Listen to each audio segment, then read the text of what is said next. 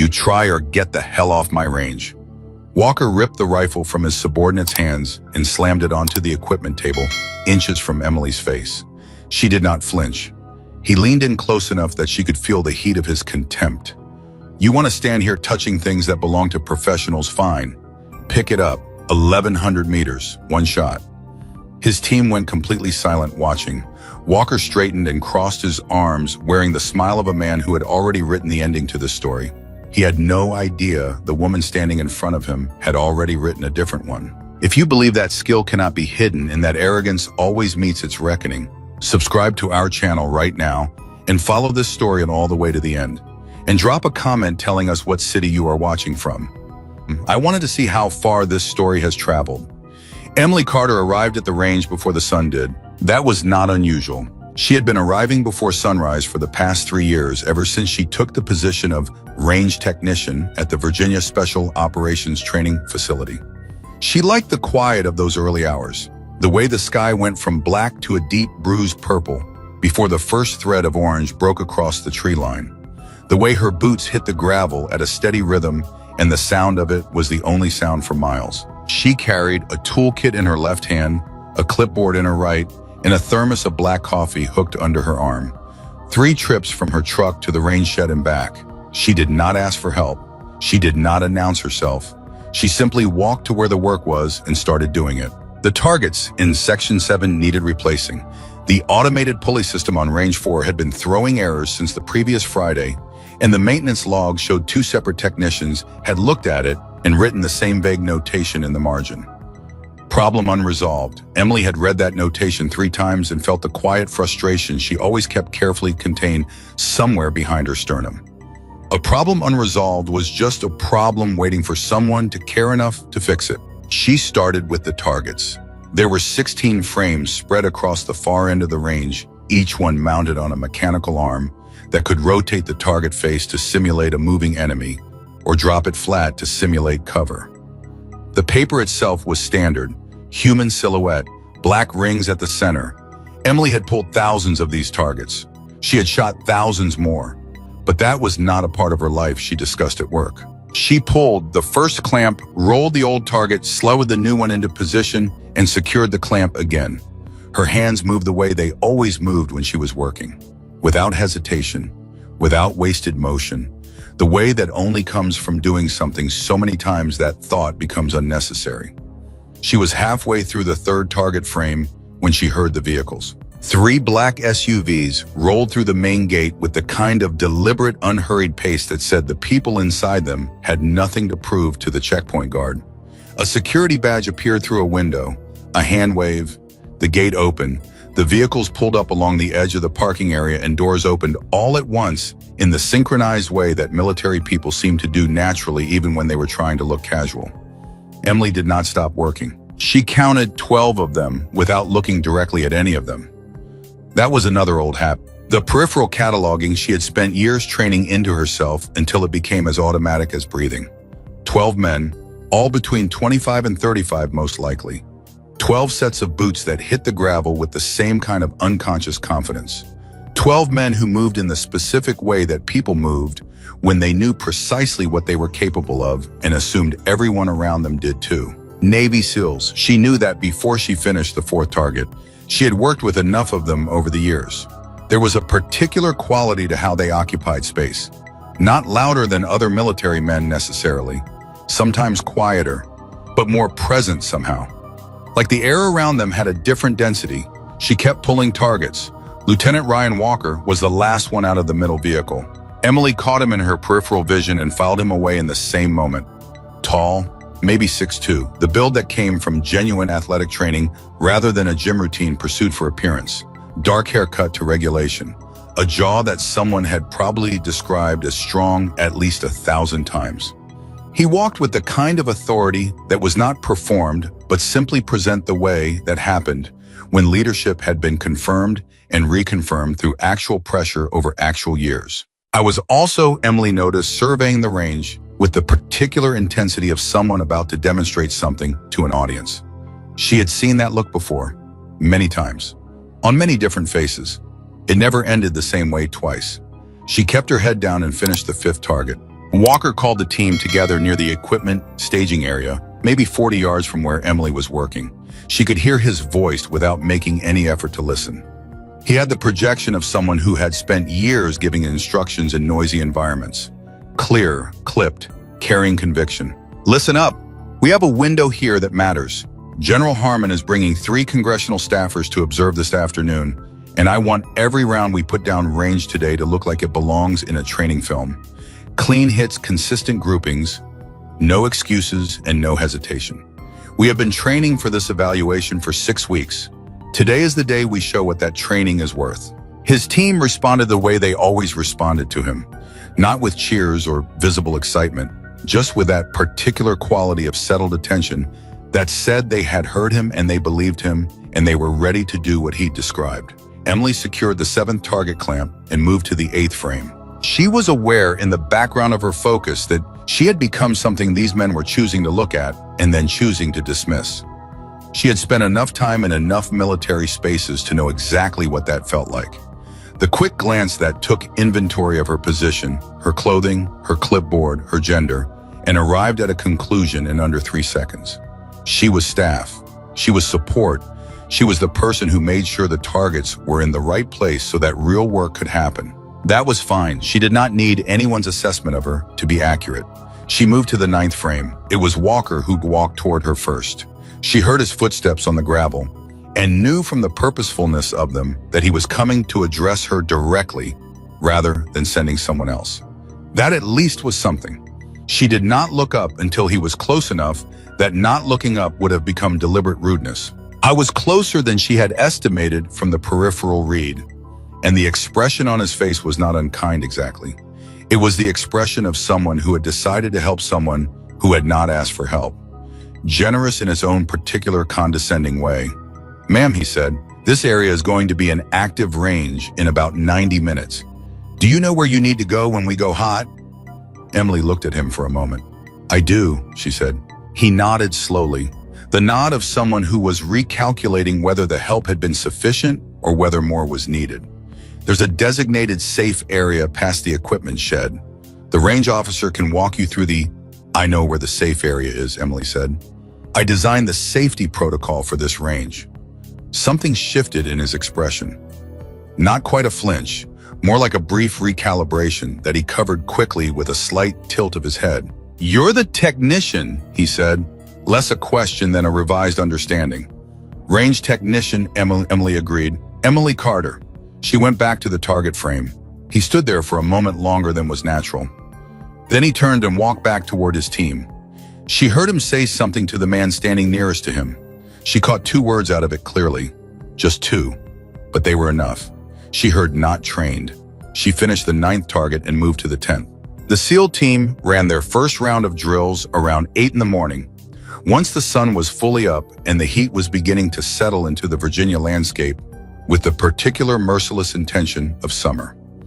Emily had completed the target replacement by then and moved to the secondary task she had assigned herself for the morning, which was tracing the source of the error signal coming from the automated system on Range 4. The system was a hydraulic and electronic hybrid that controlled a series of target mechanisms across the far end of the range.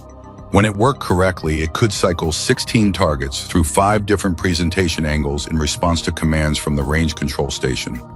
When it did not work correctly, it threw a general fault error that told the operator exactly nothing about what had actually failed. Emily had pulled the service manual for this specific system 8 months ago and read it from cover to cover on a Tuesday evening when she could not sleep. She had done that with 3 other systems since. Not because anyone asked her to, because understanding how things worked was the kind of thing that settled her mind when nothing else did. She was working through a methodical check of the hydraulic connections at the control node when she heard the first shot of the morning. She did not flinch.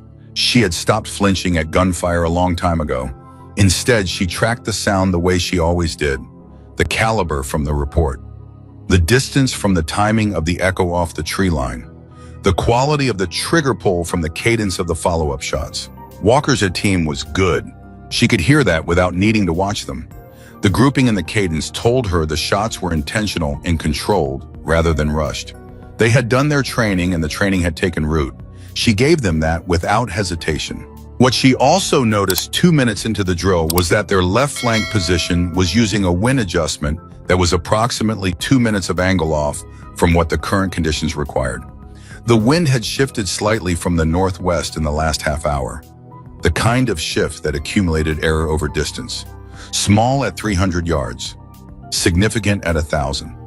She did not say anything. It was not her range session. It was not her place. She kept tracing the hydraulic fault. By 9:30, she had identified the likely failure point. Not the actuator that everyone had been looking at, not the hydraulic pump. The problem was a solenoid valve in the distribution block that had developed a partial failure, allowing pressure to build inconsistently. Under certain conditions, it would trigger the fault. Under others, it would appear to function normally.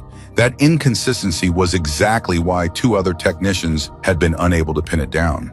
Emily sat back on her heels and looked at the control node. She could fix this. The solenoid was replaceable. She had a spare in the equipment shed that she had ordered 3 months ago because the specifications on this system told her this valve was a common failure point in humid environments. She had ordered the parts signed for it and filed the paperwork. It had been sitting on the second shelf from the left in the equipment shed ever since. The problem was that the solenoid was located at a position in the system that was not directly accessible from the ground. Reaching it required shooting out the locking pin on the distribution block from a precise angle that would allow the component to release without damaging the adjacent electronics. 50 meters from the distribution block, there was a support structure that provided the correct angle. The shot was not complicated in terms of distance. It was complicated in terms of precision. Hit the pin, yes. Hit everything around the pin, no. She was still running the geometry in her head when she became aware that the range session had stopped. Not paused, stopped. The kind of stop that happens when something goes wrong rather than when someone calls a break. She heard Walker's voice carrying across the range with an edge in it that had not been there an hour ago. What do you mean it's not responding? A second voice, lower and less assured. The target system on range 4 is throwing the fault again, Lieutenant. We can't get the range to cycle. The demonstration layout requires that system operational. A silence. The particular quality of silence that surrounds a leader who is recalculating under time pressure. General Harmon's people arrive at 1400 hours, Walker said. We have 4 hours and 15 minutes to get this working. Emily stood up. She picked up her clipboard and walked toward the Range 4 control station. Walker was standing with 3 members of his team and the range duty officer, a young corporal named Reyes, who looked like he had been awake since approximately 0400 and had not expected his morning to include a SEAL lieutenant with expectations. Walker looked at Emily as she approached. His expression was the expression of a man who was watching something irrelevant intrude on an important moment. We're dealing with an equipment issue, he told her. Not dismissively, informatively, as if she might have missed the context. I know what the equipment issue is, Emily said. She reached past him and looked at the fault display on the control station. Then she looked out at the distribution block at the far end of Range 4, approximately 1,100 meters away. The solenoid in the distribution block, she said. Secondary position. The valve is partially seized. Pressure is cycling irregularly and triggering the fault. Walker stared at her. One of his team members, a compact, dark-eyed man named Ortega, who Emily had noticed earlier because he moved with an economy that suggested he had been in the field more than anyone else in the group, was watching her with an expression that was considerably more attentive than the others. You can tell that from here, Walker asked. I was just working on it, Emily said. I've been diagnosing this system for the last hour. And Walker said, I can fix it, Emily said. I have the replacement part in the shed. But the solenoid position requires clearing the locking pin on the distribution block before I can access it, and the only way to do that without destroying the adjacent electronics is from the support structure at the southwest corner of the range. Walker waited. He was following her, she could tell, but he did not yet understand what she was saying. You need a rifle, Ortega said.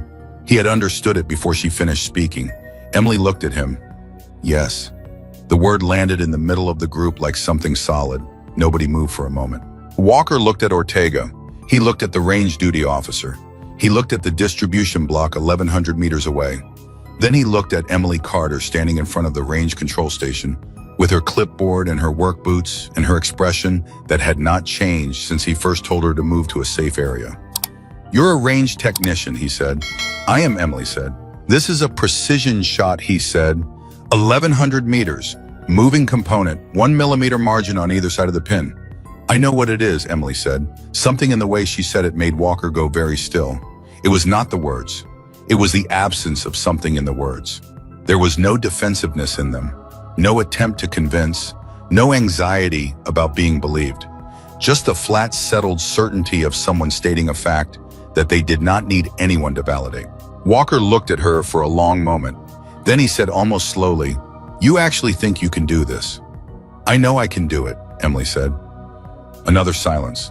Ortega had taken a small step back, which Emily noticed. That step said something. It said that whatever Walker decided next, Ortega had already reached a different conclusion. "Prove it," Walker said. The words carried a particular flavor. Not quite an invitation, not quite a dare. Something in between. The place where confidence meets the edge of something it has not encountered before and decides to test the ground. He reached back to the rack behind him and pulled a precision rifle from its case.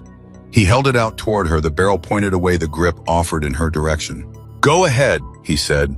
The slight smile on his face was not cruel. It was the smile of a man who was completely certain he was about to watch someone fail. "You try." Emily looked at the rifle, then she looked at Walker. Then she reached out and took it. The moment the rifle settled into her hands, three things happened simultaneously. The first was that Emily Carter stopped being the person Walker had been talking to since he arrived at this range. The second was that every man in the immediate vicinity felt that change without being able to name it. The third was that Ortega, who had been watching Emily since before Walker first spoke to her, quietly stepped back another half step as if he were making room for something. Emily ran her left hand down the stock with the ease of someone greeting something familiar. Her right hand found the grip without searching for it. She did not look at the rifle to check the safety. Her thumb found it from muscle memory, so old it had calcified into instinct. She checked the chamber with the motion of someone who had performed that specific action so many times that it had become identical every time. Velocity and pressure and angle exactly reproduced from 10,000 prior repetitions. She raised the rifle, and the way she raised it stopped Walker from speaking. It was not the technique, though the technique was flawless. It was the quality of stillness that descended over her when the stock touched her cheek. The way the motion ended and the steadiness began. Not like someone fighting to be still, but like someone for whom stillness was simply the natural state of being behind a rifle. The way she settled into her body, like water settling to level. Walker had seen the best shooters in the Naval Special Warfare community. He had shot beside some of the most decorated snipers in the history of the program. He knew what excellence looked like behind a rifle. This was that. He did not understand it yet, but his body understood it before his mind did, because the joke that had been forming behind his expression did not complete itself. Emily was looking through the scope. She said, without lowering the rifle and without any particular urgency, "Wind is 7 knots from the northwest. It has shifted 4 degrees in the last 40 minutes. The current condition wants a half mil compensation left of the pin center. Temperature is 84 degrees. Distance is 194 meters by the range marker, 191 by my calculation. The pin is 3.2 millimeters in diameter." No one spoke. "I need everyone at least 12 meters behind me and to the right," she said. "When I fire, I need 30 seconds before anyone approaches the distribution block." No one moved for a moment. Then Ortega said quietly, "You heard her. Back and right. Give her 30. The team moved. Walker moved with them because the alternative was standing in the way of something he did not yet have the language to describe. Emily adjusted her position by 3 inches. She shifted her angle by a degree.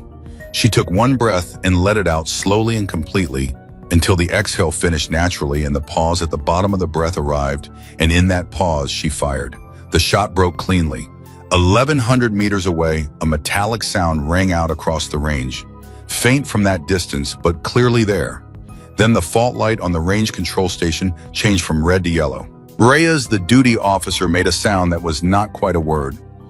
Emily lowered the rifle, turned to Walker, and held it out, grip first. Her expression had not changed. Her breathing was unremarkable. She might have just described the shot rather than taken it. "The pin is clear," she said. "You have a 6-minute window before the pressure in the block resets and the fault trips again.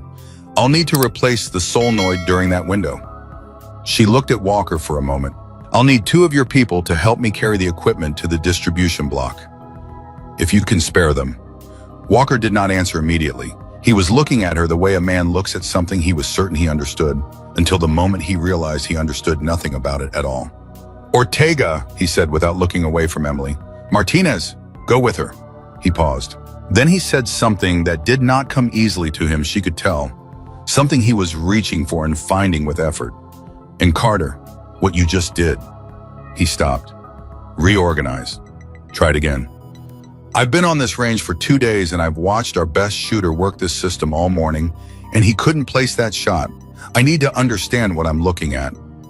Emily tilted her head slightly. "You're looking at a range technician," she said, "who has a solenoid to replace in 6 minutes.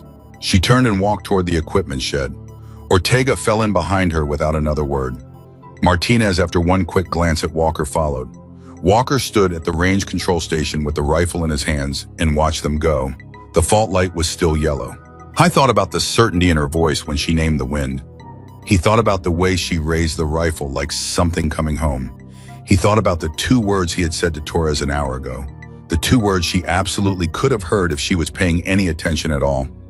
Not trained. He looked at the yellow light for a long moment. Reyes, the duty officer, was watching him with the careful expression of someone who had seen something extraordinary and was uncertain what protocol applied.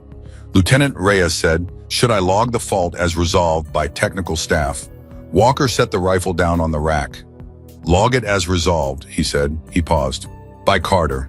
He walked to the edge of the range and looked out at the 3 figures moving toward the distribution block. The woman in the middle was already reviewing the replacement equipment in her kit, her hands moving with that same infuriating efficiency that now looked completely different to him than it had 90 minutes ago. He had handed her his rifle as a test. He had backed away because his body understood something his ego had not finished processing. He had watched her solve in one shot a problem that 4 other people had been unable to solve in 3 days, and she had not looked at him afterward with satisfaction. She had not taken the moment to correct the record. She had simply turned and walked toward the next thing that needed doing. Walker stood at the edge of the range in the Virginia heat and tried to remember the last time someone had handed him information about himself that he had not asked for and could not argue with. He could not think of one. Inside the equipment shed on the second shelf from the left, one solenoid valve had been waiting for 3 months for the moment it was finally needed. Emily Carter had ordered it signed for it and filed the paperwork because she had read the service manual on a Tuesday evening when she could not sleep, and the manual told her this valve was a common failure point, and she had filed that information away the same way she filed everything, quietly, without announcement, in the category of things she would need when she needed them. Now she picked it up and checked the part number against her clipboard and walked out into the morning sun with Ortega on her left and Martinez on her right, and 1,100 meters ahead of them, the distribution block waited with its locking pin cleared in a 6-minute window before the pressure reset. She was going to make it in 4, because that was how she did everything. Efficiently, precisely, without anyone needing to know why.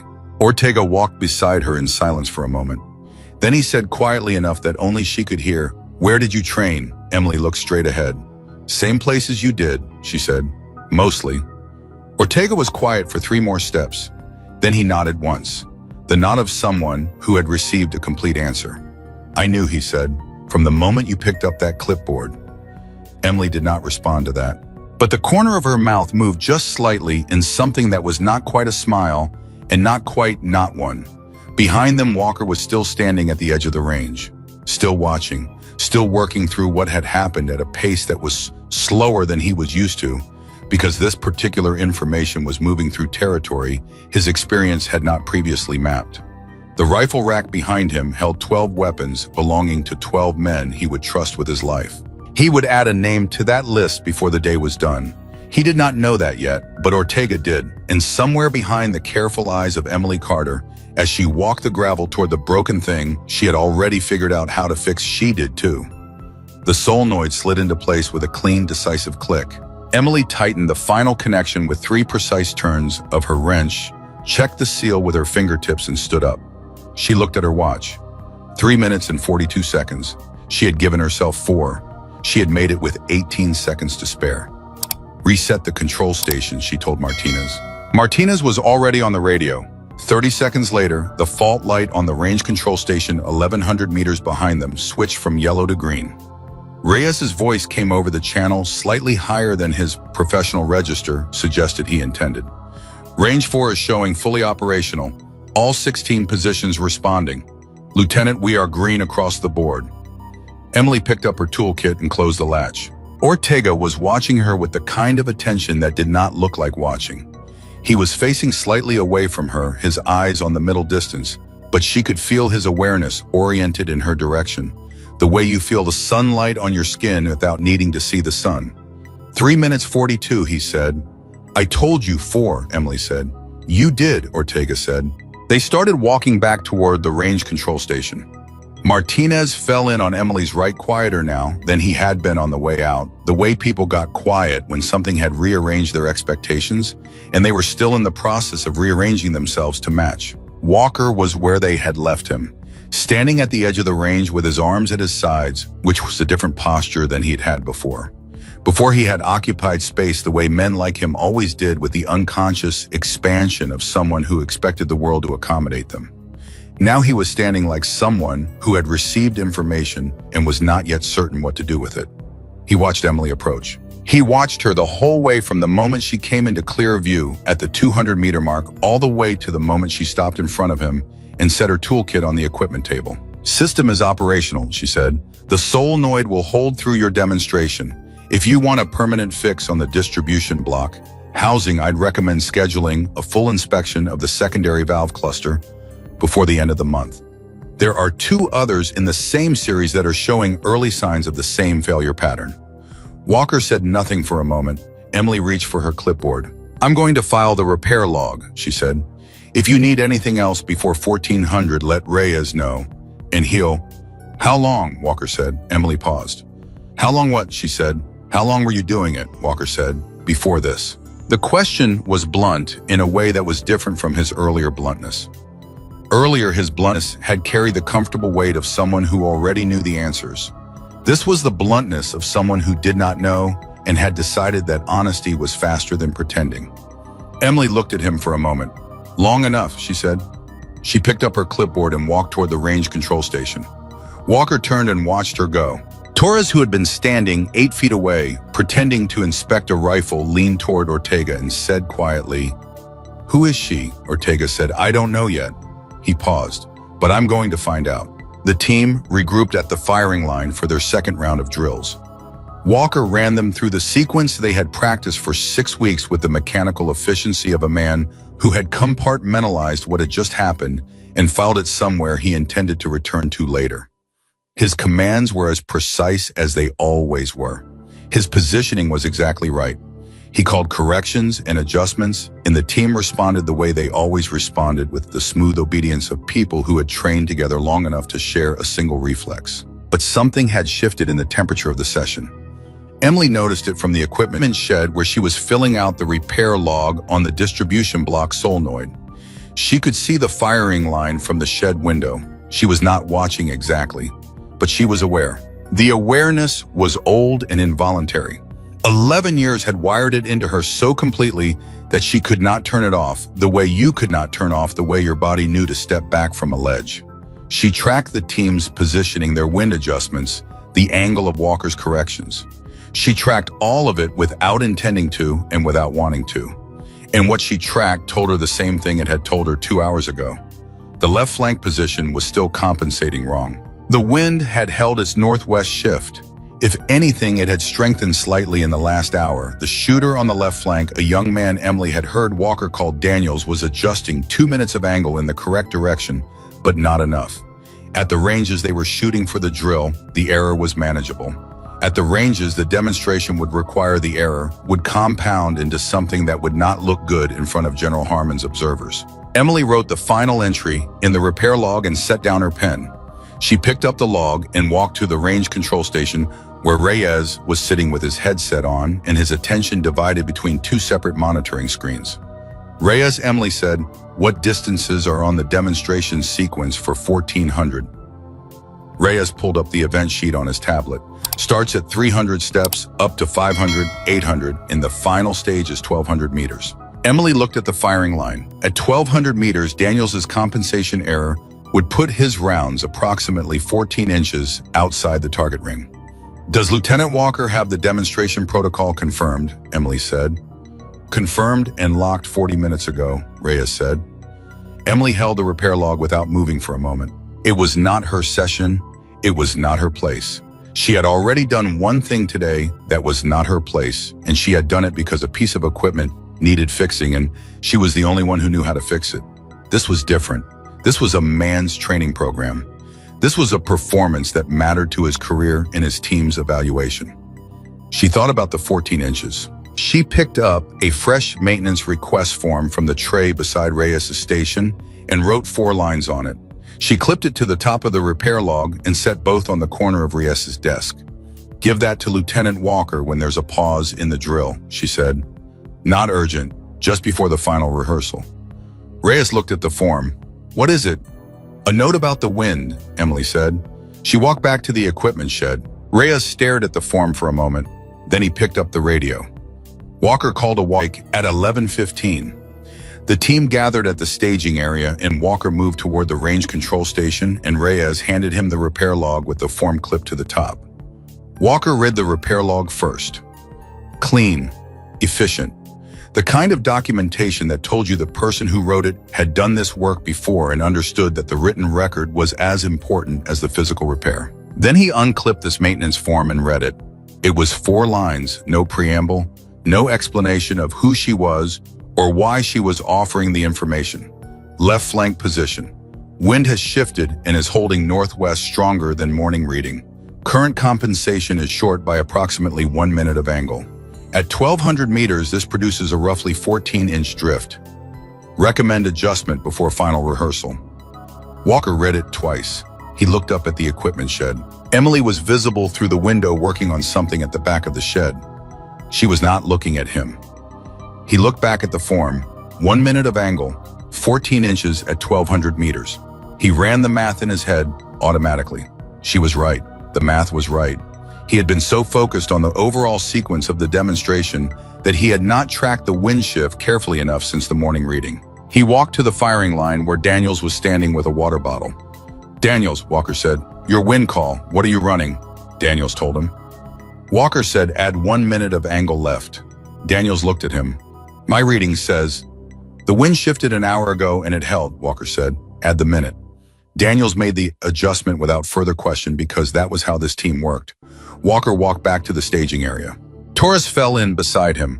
"Problem with Daniels is setup." "No," Walker said. "Correction." Torres waited. "Someone caught a drift we missed," Walker said.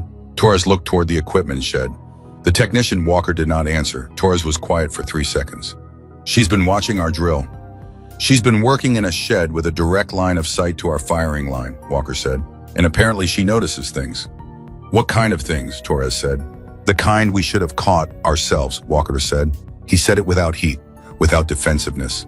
Just as a statement of fact, the way a good officer absorbed information and converted it into a forward-facing understanding rather than a backward-facing justification. Torres was quiet for a moment. Then he said, "Who is she, LT?" Walker looked at the equipment shed. "I don't know," he said, "but I'm starting to think we should." The final rehearsal ran at 12:45. Walker had pushed it up 15 minutes to give his team time to reset before General Harmon's observers arrived. He stood at the command position and called the sequence, and the team moved through it with the kind of unified precision that came from genuine excellence, reinforced by genuine training. Daniels, with the adjusted wind call, put his first round at 1200 meters clean into the center ring. Walker heard Reyes say confirmed hit and felt the specific satisfaction of a sequence that executes the way it was designed to execute. He did not look at the equipment shed, but he was aware of it. The observers arrived at 13:58, which was 2 minutes early, which was the kind of thing military observers did, because arriving early was a form of pressure, and they liked to see how units responded to pressure. General Harmon was a compact man in his mid-60s with silver at his temples and the economy of motion that came from decades of making every action count. The three congressional staffers behind him moved with the slightly off-rhythm awareness of people who understood they were in a world that operated by rules they had not fully decoded. Walker met them at the range entrance with his team assembled in a clean line behind him. He gave the overview briefing with the efficiency he always brought to briefings. Clear, sequential, confident without being performative. He explained the precision shooting evaluation, the distances, the target configuration, and the scoring parameters. General Harmon listened without expression. One of the congressional staffers, a woman in her 40s named Carver, who had the specific attentiveness of someone who had been briefed extensively before arriving and was checking what she observed against what she had been told, looked past Walker toward the range. "That's a significant target system," Carver said. "I was told there was a mechanical failure this morning." Walker paused for exactly one beat. "There was," he said. "It was repaired." "By your team," Harmon said. "By our range technician," Walker said. Harmon's expression did not change. "Reliable repair in a field condition is its own kind of evaluation," he said.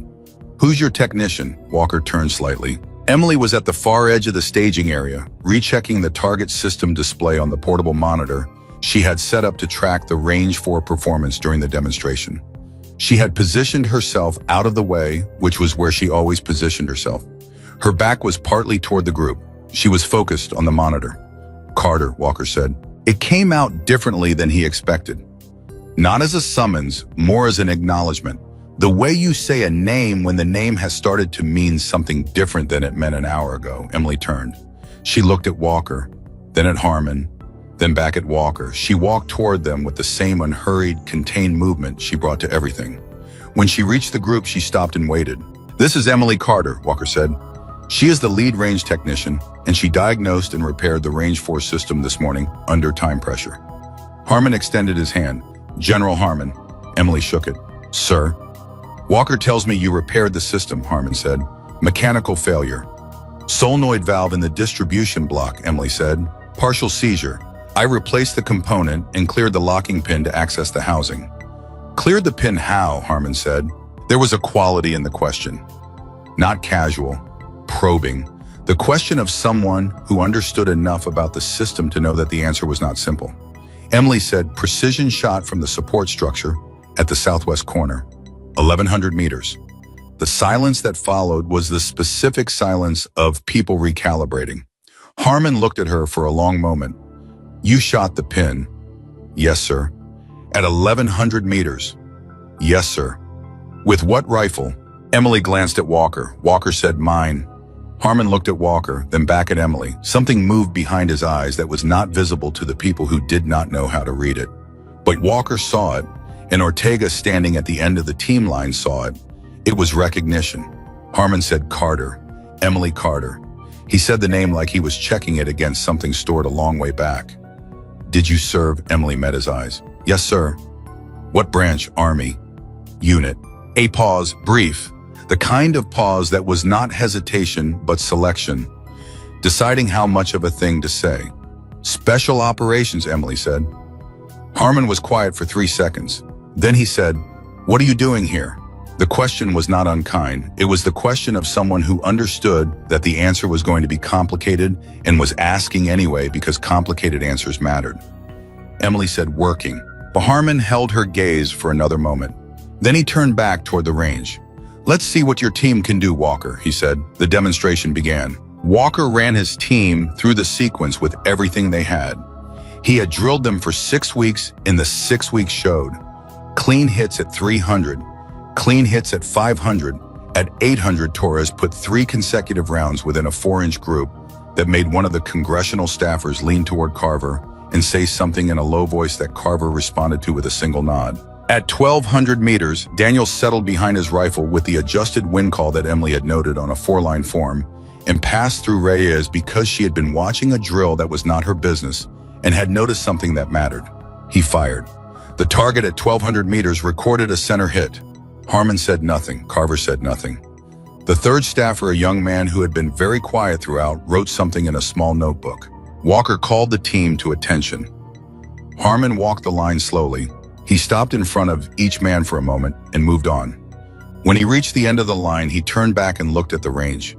"Good sequence," he said. "Clean, consistent, disciplined. The long-range stage showed real competency." He paused. "Who made the wind adjustment at 1200, Daniel said. "I did, sir, based on a correction," Lieutenant Walker relayed. Harmon looked at Walker. "Good call on the wind." Walker said, "The call came from Carter, sir. She tracked the shift while she was working and noted the compensation requirement before the final rehearsal." Another silence. Harmon turned and looked at Emily, who was standing at the far edge of the staging area again, back at her monitor, tracking the target system performance with the same attention she had been giving it all day. "Walker," Harmon said, not taking his eyes off Emily. "Sir, how long has she been your technician?" "She's a facility technician, sir, not assigned to my team. But she repaired your range under time pressure this morning," Harmon said. "Shot a pin at 1100 meters to access the housing, and then watched your drill from a shed and caught a wind compensation error that would have cost you points at the long-range stage." Walker said, "Yes, sir." Harmon was quiet. "What do you know about her background?" he said. Walker paused. "Less than I should, sir." Harmon nodded once, the nod of someone who had expected that answer. "Find out," Harmon said. He turned back toward Carver and the staffers and began discussing the scoring parameters of the evaluation in the tone of someone whose mind was simultaneously processing 3 separate threads. Walker looked at Ortega. Ortega looked back at him with the expression of someone who had been waiting for the rest of the group to catch up. "She told me where she trained," Ortega said quietly enough that only Walker could hear. "When we were walking out to the distribution block." Walker waited. "She said same places we did," Ortega said. "Mostly." Walker absorbed that. He looked at Emily at her monitor. "I thought about the way she had raised his rifle." He thought about the stillness. He thought about the shot and the silence after, and the way she had lowered the rifle and held it back to him, gripped first as if returning something she had borrowed briefly and had no particular need to keep. He thought about the maintenance form. 4 lines, no explanation, no introduction. Just the information stated cleanly because the information was what mattered, and everything else was decoration. I thought about the way Harmon had said her name, Emily Carter, like he was checking it against something. Walker walked toward the equipment shed. Emily heard him coming. She knew his footsteps by now, the specific weight and rhythm of them, the way she knew everyone's footsteps who moved through spaces she occupied regularly. Old habit, survival habit once, now just a habit. She did not turn around until he was close. "Lieutenant," she said. "I owe you a correction," Walker said. Emily waited. "This morning," Walker said. "When I told you this was an area for professional operators," Emily said nothing. "And before that," he said, "in the parking area. When Torres and he stopped, reorganized. You could have heard what I said." "I could have," Emily said. "Did you, She looked at him steadily. "Does it matter?" Walker held that for a moment. "Yes," he said. "It matters to me." Emily set down the monitor remote and turned to face him fully. She took her time with it, not as a power move, just because she was a person who did not rush through moments that deserved attention. "I heard 2 words," she said, "not trained. You said it to Torres when you turned around." Walker did not look away. "I did." "And you believed it," Emily said. "I did," Walker said. A pause stretched between them. It was not uncomfortable. It was the particular pause of 2 people who were being honest with each other for the first time in a conversation that had started badly. "I was wrong," Walker said. "I'd like to understand how wrong." Emily looked at him for a long moment. Outside, the congressional staffers were moving toward the exit vehicles. Harmon was speaking with Reyes near the range control station. The rest of Walker's team was breaking down equipment with the systematic efficiency of people who had performed this specific task hundreds of times. Emily said, "Are you asking because General Harmon told you to find out?" Walker said, "I'm asking because I handed you a rifle as an insult and watched you do something I'm not sure I could replicate, and I need to understand what I'm looking at." Emily considered that. It was, she thought, the most honest thing he had said all day. "I served 11 years, she said. Army, 75th Ranger Regiment for the first 4, then selection, then special operations for 7 more. Marksman. 3 deployments to Afghanistan, 1 to Iraq, 1 to a place I won't name." She paused. I left 3 years ago. Walker was very still. Why, he said. Emily looked at the monitor. I lost people, she said. On the last deployment, 3 people I had trained with for 6 years. Good operators, better people. She paused. I could have stayed. They offered me a position that would have kept me stateside. Training role. Why didn't you take it? Walker said. Because I wanted to be somewhere quiet for a while, Emily said. Somewhere I could fix things that stayed fixed. Somewhere the stakes were different. Walker absorbed that. And this, he said, range technician. The stakes are still real, Emily said. The equipment I maintain is what operators train on. If the equipment fails, the training fails. If the training fails, she stopped. She did not need to finish the sentence. He understood the chain. You've been here 3 years, Walker said. Yes. And nobody knows. Emily looked at him with an expression that was the closest thing to dry humor she had produced all day. Reyes knows I fix things fast, she said. That's enough. Walker stood in the equipment shed with Emily Carter and tried to fit what he now knew over the framework of what he had assumed 6 hours ago. The framework did not survive the attempt. He said, the wind correction, you watched the drill from in here. I was filling out the repair log, Emily said. And you noticed Daniels' wind compensation. I noticed things, Emily said. I can't turn it off. You could have come out and told me directly, Walker said. You had already decided what I was, Emily said. A direct approach would have been a confrontation. A maintenance form through Reyes was information you could receive without having to reconsider anything. She paused.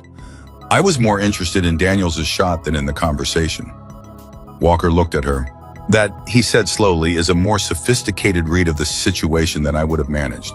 You were managing a team preparation under time pressure, Emily said. You didn't have bandwidth to spare.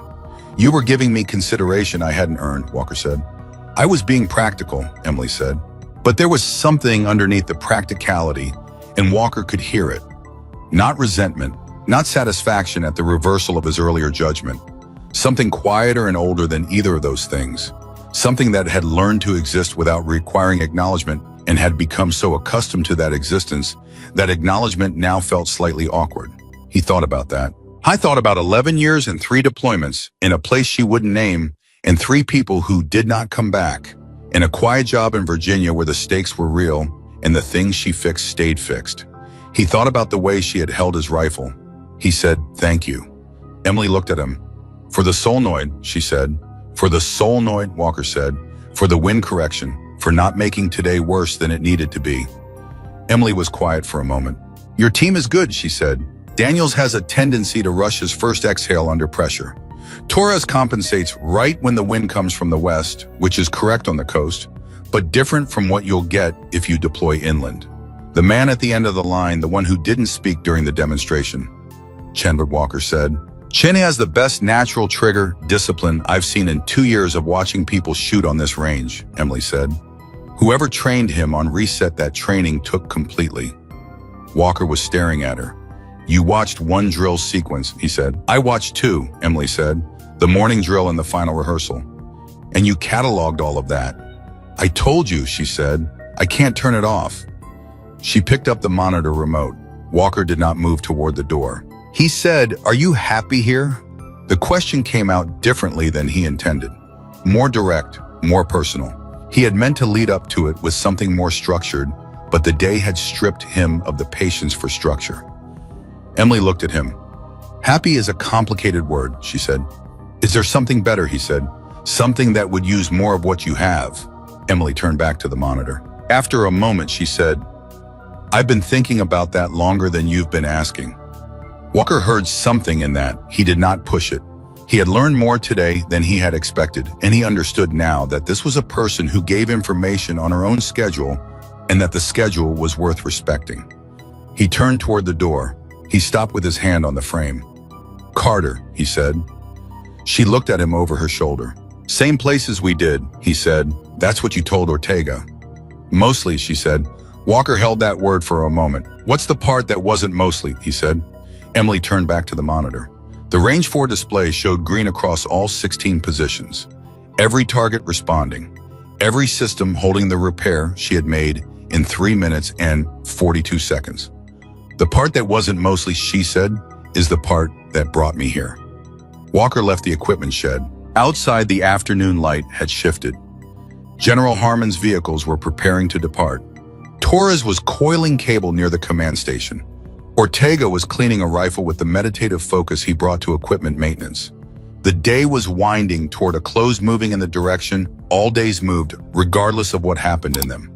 But something had changed in the temperature of the range that afternoon. Walker felt it as he walked back toward his team.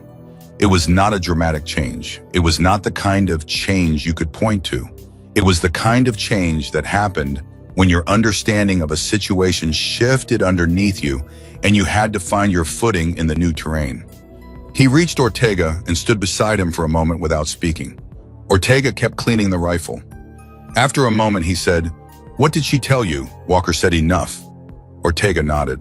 75th first, Walker said quietly. Then selection, 7 years special operations, 3 deployments minimum, left 3 years ago. Ortega did not look surprised. He had the expression of someone whose estimate had been confirmed rather than someone who was receiving new information. "She noticed Daniels's wind compensation from the shed window," Walker said, "and cataloged the rest of the team in 2 drill sequences." Ortega said, "I know." Walker looked at him. "You know, she told me Chen had good trigger discipline on the walk back from the distribution block," Ortega said. "Mentioned it like she was talking about the weather." Walker stared at the middle distance for a moment. "Why is she here?" he said. "Actually here. Working a maintenance job when she could." "Because she needed somewhere quiet," Ortega said. "And because quiet doesn't mean stopped." Walker thought about that. "I thought about the solenoid on the second shelf. Ordered 3 months ago, sitting there waiting because she had read a service manual on a Tuesday night and filed the information away in the category of things she would need when she needed them." He thought about quiet that wasn't stopped. "I thought about what that meant for a person who could shoot a pin at 1,100 meters and notice a wind drift from a shed window and still choose every morning to arrive before sunrise with a clipboard and a thermos and start pulling paper targets." The sun was dropping toward the tree line. Walker had a debrief to run, and equipment to secure, and a report to file on the evaluation. He had a team that had performed well today and deserved a clear-eyed review of what they had done right and what still needed work. He had work to do, but underneath all of that, in the place where the day's events had settled and were still settling, he was sitting with one question that he did not have an answer to yet. A woman who could do what Emily Carter could do, who had survived what she had survived, who saw what she saw and knew what she knew, had spent 3 years arriving before sunrise to fix broken equipment that other people depended on. Walker thought he had spent 11 years learning what made someone elite. Standing in the failing afternoon light, with the range 4 display blinking green in the shed window behind him, he was beginning to understand that he had learned something close to it, but not the whole of it. The whole of it was standing 20 meters away making a note on a clipboard, and it had been standing there all morning while he prepared for a demonstration of excellence that in the end had been quietly improved by the person he had told to move to a safer area. "I thought about General Harmon." He thought about the way Harmon had said her name, like checking something against something stored a long way back. Walker picked up his radio and called his team to the debrief station. There was one thing he knew for certain now that he had not known at sunrise. Emily Carter was not a range technician who happened to be able to shoot. She was something else entirely. And the question of what to do with that understanding was going to occupy a significant portion of his thinking for a long time to come. The debrief lasted 40 minutes. Walker ran it the way he ran everything, systematically and without sentiment, moving through each stage of the demonstration and assigning clear assessments to what had worked and what had not. He was specific about the wind correction at 1,200 meters. He said it came from an outside source who had tracked the shift while his team was focused on the sequence. And he said it mattered. And he said the lesson was that situational awareness did not stop at the edge of your own assignment. Nobody asked who the outside source was. Ortega knew. Martinez knew. The rest of the team could calculate it from the geography of the day. When the debrief ended, Walker dismissed the team and stood alone at the command station for a moment looking at the range. The light was different now, softer and lower, the kind of late afternoon light that made everything look slightly more permanent than it was. Range 4 was still green on every indicator. The target system was cycling through its automated test sequence without a fault. He thought about the name on the repair log, E. Carter. 3 letters and a last name. the same way she did everything, without excess, without announcement. He picked up the repair log and read through it one more time. The technical language was precise and unambiguous.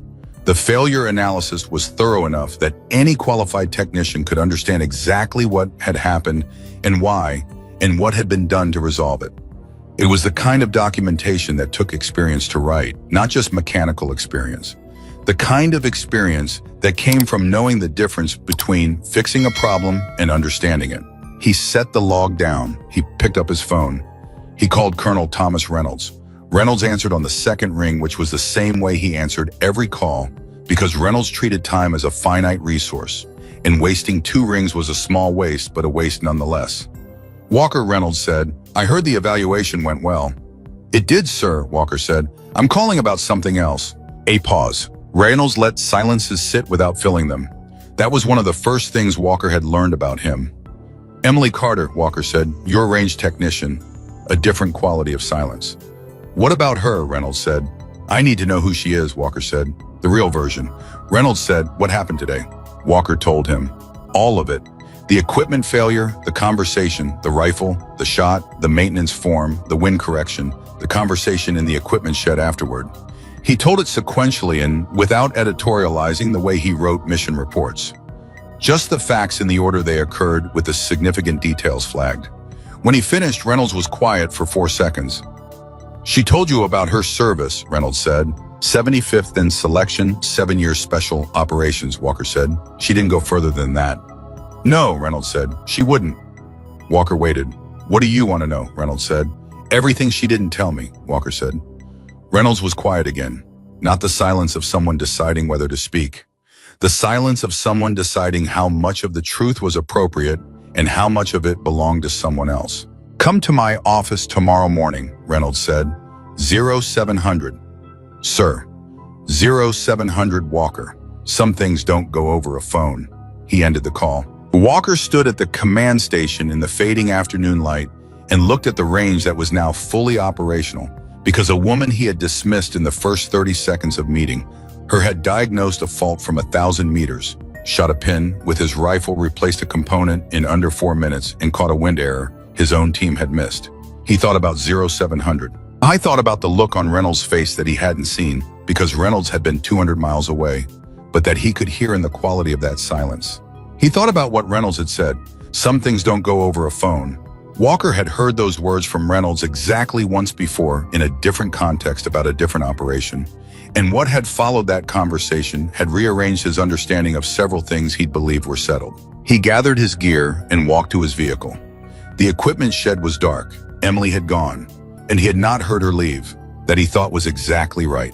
Reynolds' office was in the administration building at the north end of the facility. It had the specific character of a space that had been occupied by the same person for a long time and had gradually taken on their qualities, organized but not sterile, full of objects that serve purposes rather than appearances. 3 framed photographs on the wall, a physical map with handwritten notations, a coffee maker that looked like it had been through 2 deployments and a flood. Walker arrived at 6:58.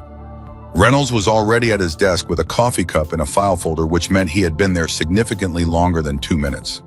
"Sit down," Reynolds said. Walker sat. Reynolds opened the file folder and looked at it for a moment, not reading, just looking the way you look at something you have already read so many times that looking at it is a different act than reading. "Emily Ann Carter," Reynolds said. "Born 1990, Richmond, Virginia. Enlisted at 18, infantry support 75th Ranger Regiment at 22 after qualifying through RASP. Moved into special operations at 26 after completing a selection process I am not going to name in detail." Walker said nothing. 7 years in a unit whose existence is acknowledged in general terms and whose operations are not discussed in specific ones. Reynolds continued. 4 deployments, one of them twice as long as originally scheduled. She was the primary marksman on a team that operated in environments where the margin between mission success and total loss was measured in seconds. He paused. "What kind of record?" Walker said. Reynolds looked at him over the top of the folder. "The kind that gets classified at a level that means I can tell you it exists and I cannot tell you what's in it," Reynolds said. "What I can tell you is that her evaluation scores across her entire service record sit in the top 2% of all special operations marksmen assessed in the last 15 years. All branches, all programs. Walker absorbed that. Top 2%, he said. She is one of 3 people assessed in that window who scored in that category, Reynolds said. The other 2 are still active. Something settled into Walker's chest that was not quite a feeling he had a name for. The closest word was reckoning, the specific weight of a reckoning. Why did she leave? Walker said. Reynolds closed the folder. Her last deployment, he said, the extended one. Her team was 6 people. She came back as one of 2. He paused. The second one came back injured in ways that ended his service. Silence. She was the only one who came back whole, Reynolds said, physically whole. Walker understood the distinction without Reynolds explaining it. She declined the stateside posting, Reynolds said. She declined the training role offer. She declined a consultant position with 3 separate organizations who knew enough about her record to know her value. He paused. She called me 8 months after she separated. She asked if I had anything at the facility that needed doing. You knew her before, Walker said. I was the commanding officer of the unit she was assessed for, Reynolds said. I watched her qualification process. I signed her deployment orders. He paused. I watched her come back from that last mission, and I understood what I was looking at. Walker looked at the file folder. She's been here 3 years, he said. 3 years and 4 months, Reynolds said. Fixing things, Walker said. Fixing things, Reynolds agreed, and doing it better than anyone I've ever hired for the role. She redesigned the maintenance protocol for the automated target systems in her first 6 months. Cut the fault rate by 63%. The solenoid she replaced yesterday had been in her parts inventory for 3 months because she had read the service manual and identified the failure pattern and ordered the part before the fault even developed. Walker thought about the second shelf from the left. She told me, Walker said. She said she read the manual on a Tuesday night when she couldn't sleep. Reynolds nodded. That's Emily. Walker looked at the map on the wall for a moment. The handwritten notations were in a small, precise script that matched the font of the maintenance logs he had been reading. Sir, Walker said, Harmon told me to find out about her. Reynolds said, I know, he called me last night. Walker looked at him. Harmon was the deputy commander of the Joint Task Force on her 3rd deployment, Reynolds said. He knows her record, not all of it, but enough. He recognized her name, Walker said. He recognized what she did, Reynolds said. He didn't know she was here until yesterday. Walker sat with that for a moment. What did he say? Walker said. Reynolds looked at the file folder. He said it was a waste, Reynolds said. I told him that was her decision to make. Is it still? Walker said. Reynolds looked up. What are you asking, Walker? I'm asking whether she's considered going back, Walker said, to something closer to what she was doing. Training role, evaluation, assessment work, something that uses what she has. Reynolds was quiet for a moment. She's considered it, he said. We've talked about it twice. The first time was 18 months ago. The second time was 6 weeks ago. Walker straightened slightly. And, he said, and she said she wasn't ready, Reynolds said. The first time, 6 weeks ago, she said something different. Walker waited. Reynolds said, she said she thought she might be getting there. The quiet between them had a different texture now.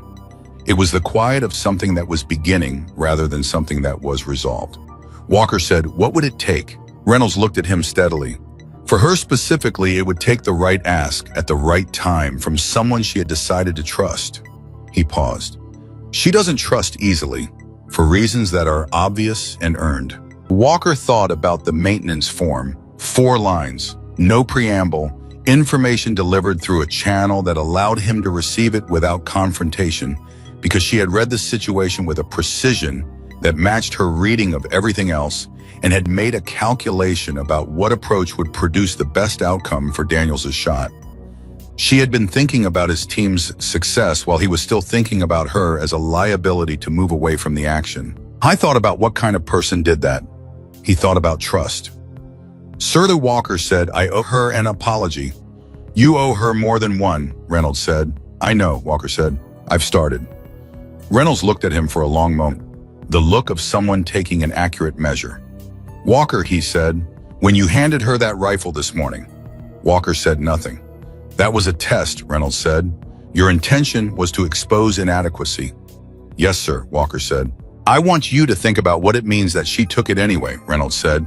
Knowing exactly what you intended, understanding the dynamic, and performing in a way that addressed the fault served the mission and preserved your team's ability to continue the demonstration without you losing face in front of your own people. Walker had thought about it. He had thought about it several times since the moment it happened, and in the hours after and into the night. She protected me, he said. She protected the mission, Reynolds said. She happened to protect you in the process. The distinction matters. Walker held that. It's the same distinction, he said slowly, between being elite and performing elite. Reynolds looked at him. Yes, he said, it is exactly that distinction. Walker stood. He extended his hand. Reynolds shook it. Thank you, sir, Walker said. Walker, Reynolds said as Walker moved toward the door. When you talk to her, and I think you should, don't make it about recruitment. Don't make it about Harmon or about what she could be doing instead. Make it about today, what happened and what you took from it. He paused. She will know the difference. She always does. Walker nodded. He left. Emily was on range 2 when Walker found her 30 minutes after leaving Reynolds' office. She was recalibrating the electronic scoring system on the automated targets, working through a diagnostic sequence that required her to cycle each target individually and verify the sensor response against the control output. She heard him coming. She always heard people coming, and she always knew from the sound exactly who it was because she had cataloged the footsteps of everyone who worked at this facility the same way she cataloged everything. Automatically, without effort, the way water finds its own level. She kept working. Walker stopped a few feet from her and said, "Can I have a few minutes?" "You can talk while I work," she said. "I have 18 more targets to cycle." He fell in beside her and watched her move to the next target frame. She pulled the sensor panel, checked the connection, replaced it, and cycled the system from the handheld controller. The green confirmation light appeared and she moved to the next one. "I spoke with Reynolds this morning," Walker said. Emily kept moving. "He told you," she said. "Not a question. He told me what he was allowed to tell," Walker said. "Top 2%. She cycled another target, green light. "He also told me about the last deployment," Walker said. Emily's hands did not stop moving. She pulled the sensor panel on the next frame and checked the connection. But something in her posture changed very slightly in the way that only someone who had been watching her all day would notice. A fraction of additional tension at the base of her neck. A breath that was controlled rather than natural. "He told me about your team," Walker said. Emily replaced the sensor panel and cycled the system. 5 people, she said. "He said 6, Walker said. 6 on paper, she said. Vasquez was medevac before the mission launched. His replacement was someone we'd never worked with. So in practice 5, she moved to the next target. It matters to me, the distinction. I was responsible for people I knew. I had trained with them. I knew how they moved and how they thought and when they were about to make a mistake before they made it." She cycled the system. Green light. "What about the replacement?" Walker said. Emily paused for 1 beat before pulling the next sensor panel. "He made it out," she said, "differently than he went in."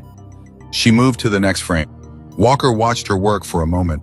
The efficiency of it, the precision, the way she moved from task to task without wasted motion and without looking for confirmation that she was doing it correctly. "Reynolds said you turned down 3 consultant positions," Walker said. "I turned down 6, Emily said. "Reynolds only knows about 3. That landed. Walker absorbed it without showing it. "Why?" he said. "Because consulting means advising people who then make decisions," Emily said. "It means being responsible for outcomes you don't control. I had enough of that." She cycled another target, green light. "And this," Walker said, "fixing equipment, that's outcomes you control." "Completely," she said. "A solenoid either works or it doesn't. A sensor either registers or it doesn't. The criteria are clear and the results are immediate. And when something is fixed, it stays fixed until it fails again for a reason I can identify." She paused. "There's honesty in mechanical failure that people don't always have." Walker said nothing for a moment. Emily moved to the next frame. "That's not why you're here," she said. "No," Walker said. "It's not." "Harmon," she said. "He told Reynolds to have me find out about you," Walker said. "I know what Harmon thinks," Emily said. "He thought it before yesterday. He just didn't know where I was." She cycled the system. Green light. "What does he think?" Walker said. "That I'm wasted here. She won't be the last." She moved to the next frame. Harmon is a good officer and a smart man, and he understands operational value in a way that most people in his position don't. But he thinks about value in terms of application. What can this asset do for the mission? Where can this capability be deployed? She paused. He's not wrong, he's just asking a question I've already answered for myself. What's the answer? Walker said. Emily stopped. She turned and looked at him with the full attention that she gave to things she considered worth full attention. Why are you asking? She said. The real reason. Not because Reynolds told you to talk to me. Not because Harmon wants an assessment. The real reason. Walker held her gaze. Because yesterday morning I treated you like you were invisible, he said. And you responded to that by repairing the equipment I needed, correcting an error in my team's preparation, and then having an honest conversation with me when I asked for it. And I want to understand what kind of person does that. Emily looked at him for a long moment. The kind who has been invisible long enough to know that it's not actually a disadvantage, she said. She turned back to the target frame and pulled the sensor panel. 11 years of special operations, she said. The first requirement was invisibility. Don't be seen, don't be tracked, don't give the enemy a reference point they can use. Your value was directly proportional to how little presence you projected. She replaced the panel. I got very good at that. And then I left the service and I discovered that the skill transfers. She cycled the system. Green light. People ignore what they can't categorize, she said. Walker, you saw a woman with a clipboard and you put her in a category and you stopped looking. That's not a flaw, it's an efficiency. The brain can only track so many things. You make assessments and you filter. She moved to the next frame. But the efficiency becomes a liability when the thing you've filtered out is the most significant variable in your environment. Walker said, I know. You know now, she said. You didn't know this morning. No, he said. I didn't. She pulled the next sensor panel. How many times has that happened to you? Walker said. Specifically, being filtered out. Emily was quiet for a moment. At selection, she said. The evaluation board assumed I was there to observe. It took 30 minutes before anyone understood I was a candidate. She replaced the panel. On my first deployment, my team leader spent 2 weeks questioning every recommendation I made before he stopped second-guessing and started listening. After that, he was one of the best officers I ever worked with. She paused. On my third deployment, an Allied unit's commander refused to accept my targeting data because he didn't believe the source was credible. We spent 48 hours in a standoff over intelligence that turned out to be exactly what I said it was. Those 48 hours cost us the window on the primary objective. Walker said nothing. 3 examples, she said. I have more, but you understand the pattern. Yes, Walker said. The common thread, what Emily said, is that none of those situations were resolved by me performing harder. They were resolved by time, by demonstrated results, by the slow accumulation of evidence that could not be ignored. She moved to the next frame. Yesterday was faster, but the mechanism was the same. She cycled the target, green light. Walker watched her for a moment. The maintenance form, he said. You sent it through Reyes instead of coming to me directly. You said it was because I had already decided what you were. Yes, she said. But it was also, he said slowly, because you understood that a direct approach would have required me to publicly revise my assessment of you in front of my team, which would have made it about me instead of about Daniels' shot. Emily looked at him. Yes, she said. You protected my authority in front of my people, Walker said. Even after what I'd said. I protected the mission, Emily said, which required your authority to function. The sequence was not complicated. Walker shook his head slightly. For you, maybe, he said. Emily turned back to the targets. 13 down, 5 to go, she said. They moved through the last 5 targets in a rhythm that had established itself naturally, Walker staying close enough that the conversation could continue at the volume of normal speech. Emily moving from frame to frame with the efficiency that characterized everything she did. When she cycled the final target and the green light confirmed, she lowered the controller and stood still for a moment. Reynolds told you I said I might be getting there, she said. 6 weeks ago. Walker said, yes. He should not have told you that, she said. Not because I'm angry, because it's a partial piece of information, and partial information produces incomplete conclusions. What's the rest of it? Walker said. Emily looked at the range. Getting there doesn't mean back, she said. I am not going back to what I was doing. The deployments, the direct action. That chapter is over and I made peace with it and I am not reopening it. She paused. Getting there means something different, something adjacent, something that uses what I know without requiring me to be in environments that... She stopped, reorganized. That cost the way those environments cost. Walker waited. Reynolds has been trying to build a formal assessment and instructor program here, Emily said. He's been working on the funding and the authorization for 2 years. The program would evaluate incoming operators on technical, marksmanship, equipment proficiency, and environmental adaptation. It would also train them. She paused. He asked me 6 weeks ago whether I would consider running it if the authorization came through. Walker went very still. What did you say? He said. I said I was thinking about it, Emily said. And now, Walker said. Emily looked at the target system display on the portable monitor. Every position green, everything she had repaired holding exactly the way she had repaired it. Yesterday changed something, she said. Walker waited.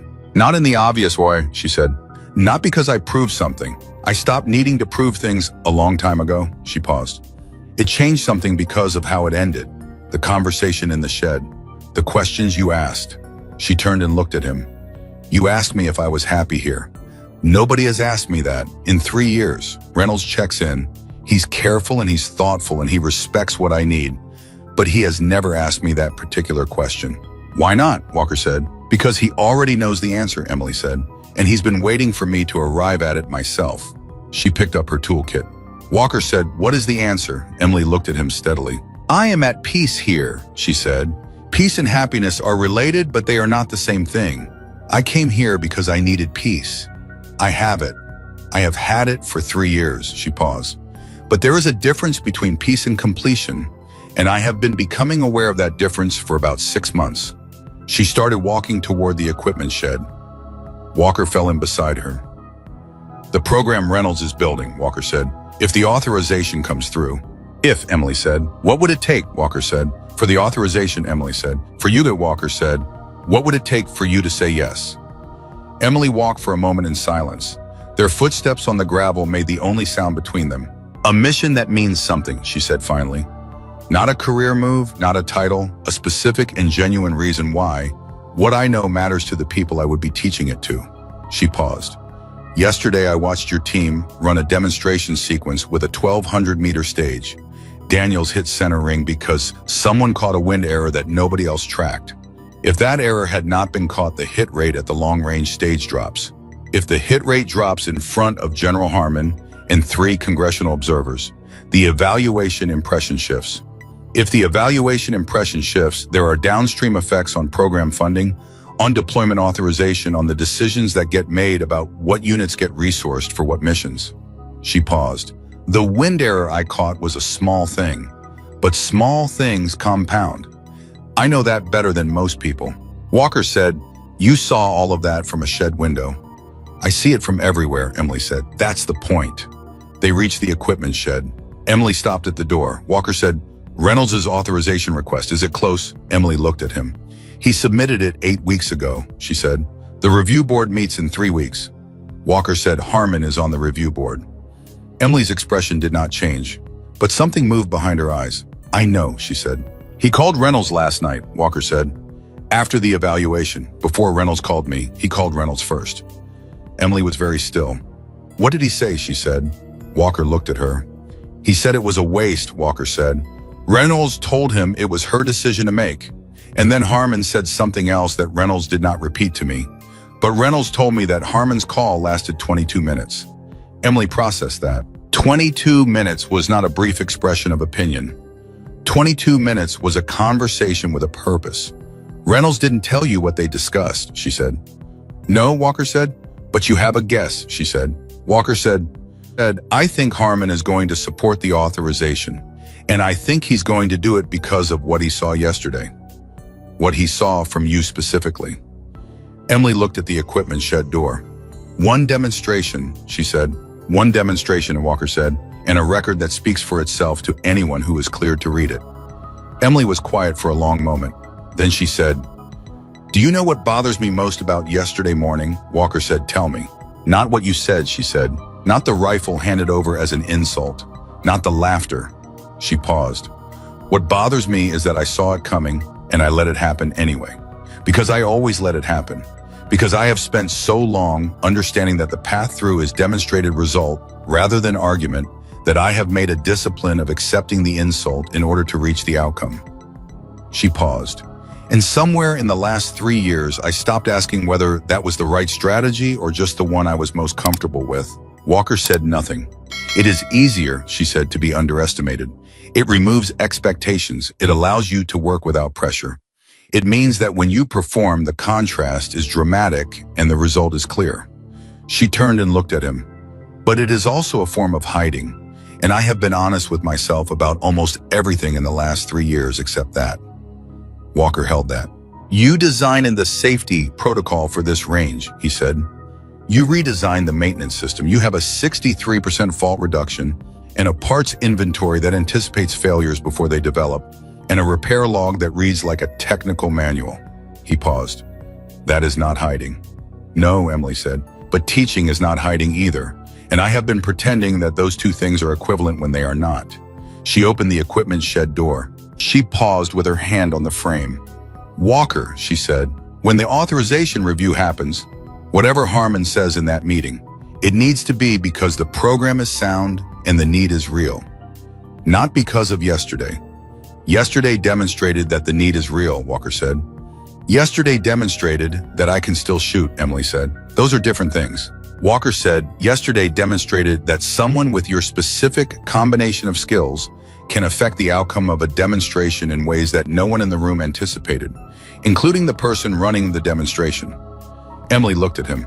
That Walker said is exactly the argument for the program. She held his gaze for a long moment. Then she said, you're smarter than you look this morning. Walker said, most people are. Something happened to her face. Not quite a smile, but close enough that the distinction barely mattered. She went inside. Walker stood at the door for a moment. Then he took out his phone and called Ortega. Ortega answered immediately. How did it go? Ortega said. Walker looked at the equipment shed. She told me she's been hiding, Walker said, and she said she might be done with it. Ortega was quiet for a moment. That's the most significant thing I've heard all week, he said. Yeah, Walker said. Me too. He put the phone away. Inside the shed, he could hear the sound of equipment being organized. Clean, deliberate sounds. Martin, it's awesome. The sounds of someone who knew exactly where everything belonged and put it there with the same precision they applied to everything. Walker turned and walked toward the parking area. The authorization review was in 3 weeks. Harmon had talked to Reynolds for 22 minutes. And Emily Carter, for the first time in 3 years, had told someone out loud that she thought she might be done hiding. Walker did not know what was going to happen in 3 weeks. He did not know what Reynolds and Harmon had discussed for 22 minutes. He did not know whether the program would be authorized or whether Emily would say yes, or whether any of the threads pulling in the same direction would actually converge. But he knew what he had seen on that range, and he knew what Reynolds had told him, top 2%, one of 3 people in 15 years. And she had been spending those 15 years in a way that led her eventually to a range technician job in Virginia, where she arrived before sunrise and fixed things that other people depended on. Walker got in his vehicle. He thought about what she had said. Peace and happiness are related, but they are not the same thing. I thought about a person who had found one of those things and spent 3 years becoming quietly, carefully aware that she was ready for the other. He started the engine. 3 weeks. The authorization review was scheduled for a Thursday. Reynolds told Emily on a Monday 3 days before, in the same quiet way he told her everything that mattered. He stopped by the equipment shed in the early afternoon, poured himself a cup from the coffee maker she kept on the back shelf, and sat on the workbench the way he had sat on it 6 times before in 3 years. Not in a chair, on the bench. The way someone sat when they were not performing a visit but simply being present in a space where someone else was working. Emily kept working. She was servicing the calibration mechanism on a spotting scope that had come back from the field with a bent elevation turret. Fine work, the kind that required a light touch and complete attention. Thursday, Reynolds said, 1,000 hours. The board convenes at the Pentagon, 4 members. Harmon is senior. Emily made a small adjustment with a jeweler's screwdriver. Who are the other three? She said. Brigadier General Lena Marsh, Reynolds said. She runs the Joint Training Command Evaluation Office. You don't know her, but she has read your file. He paused. Colonel David Ewan, Army Special Forces, currently assigned to curriculum development at Bragg. And a civilian member, Dr. Patricia Solis, who consults for the Defense Science Board on training efficacy. Emily set down the screwdriver and looked through the scope at the test target on the wall. The reticle was clean. Solis will be the hardest, she said. Reynolds looked at her. Why, he said. Because she will want data, Emily said. Not anecdote, not operational record. Data on training outcomes. Return on investment in measurable terms. If Reynolds' program proposal does not have that, she will recommend conditional approval at best and table the decision at worst. Reynolds was quiet for a moment. The proposal has a data section, he said. I built it from the fault reduction numbers here and comparable programs at 2 other facilities. Is it strong? Emily said. It's adequate, Reynolds said. Emily looked at the spotting scope. Adequate won't survive Solis, she said. Reynolds said, I know. She set the scope down and looked at him. How long do I have? She said. Reynolds said 72 hours. Emily was quiet for exactly 4 seconds. I need the data from the 2 comparable facilities, she said. Raw data, not summary, and I need the maintenance logs from this facility going back to before I arrived. Reynolds said, why the logs from before? Because the before picture is as important as the after, Emily said. If I can show the fault rate, the downtime cost, and the training interruption rate before the maintenance protocol redesign, and then show the trajectory after the numbers speak in a language, Solis will not be able to argue with. Reynolds looked at her for a long moment. You're building the data case, he said. Someone has to, Emily said. And you have been working on this program for 2 years. You are too close to it to see where the gaps are. Reynolds set down his coffee cup. He said, Emily, you understand that this program, if it's authorized, means you stop being a range technician. I understand that, she said. And you're still doing this, he said. She picked up the spotting scope and made one final adjustment. Send me the data, she said. Tonight if you can. Reynolds stood up from the workbench. He looked at her the way he occasionally looked at her, with something that was not quite paternal and not quite professional, but occupied the specific territory between those 2 things that existed when a person had watched someone else navigate genuine difficulty with genuine character over a sustained period of time. Tonight, he said. I'll send it tonight. He left. Emily set down the scope and looked at the test target for a long moment. Then she pulled out her personal laptop, opened a blank document, and started building the framework she would need. She worked until 2 in the morning. Walker called at 7 the next morning. She was already at the range running a pre-dawn check on the automated target systems when her phone buzzed in her jacket pocket. She answered without breaking stride. Carter, she said, it's Walker. A pause. Reynolds told me about Thursday. He told you, Emily said. He called me last night, Walker said. He said you were building the data case for the board. Emily moved to the next target frame and checked the sensor housing. He shouldn't have called you, she said. He called me, Walker said, because I have something you might need. The evaluation results from yesterday. The formal scoring report that goes to Harmon's office. It includes a technical notation about the range 4 repair and its effect on the demonstration timeline. Emily paused. That notation is in Harmon's file, Walker said. He sees it before Thursday. But it is also exactly the kind of real-time operational example that Solis will respond to. A documented instance of maintenance failure, timely repair, and measurable impact on training outcome. Emily stood with her hand on the sensor housing. You read Solis's previous board recommendations, she said. It was not a question. I asked Ortega to pull them last night, Walker said. He has a contact at the Joint Training Command. Solis has voted against 4 program proposals in the last 2 years. In every case, her objection was the same. Theoretical benefit unsupported by documented operational impact. Emily closed her eyes for 1 second. The evaluation report. A documented official time-stamped record of exactly the kind of operational impact Solis required. And it already existed, and Harmon had it. Walker, she said. Yes, he said. Why are you doing this, she said. A pause. Not the pause of someone uncertain. The pause of someone being careful with language, because the language mattered. Because 2 days ago, I handed you a rifle as an insult, he said. And you took it and used it to fix something I couldn't fix and catch an error I had missed, and then sat in a shed and built a data analysis from a 4-line maintenance form. He paused. And because the program Reynolds is trying to build would have prevented the situation we were in. If there had been a formal technical evaluation and instruction program at this facility, I would have known who you were before I told you to move somewhere safe. My team would have trained with someone who could have caught Daniels' wind error 6 weeks ago instead of the morning of the demonstration. Emily was quiet.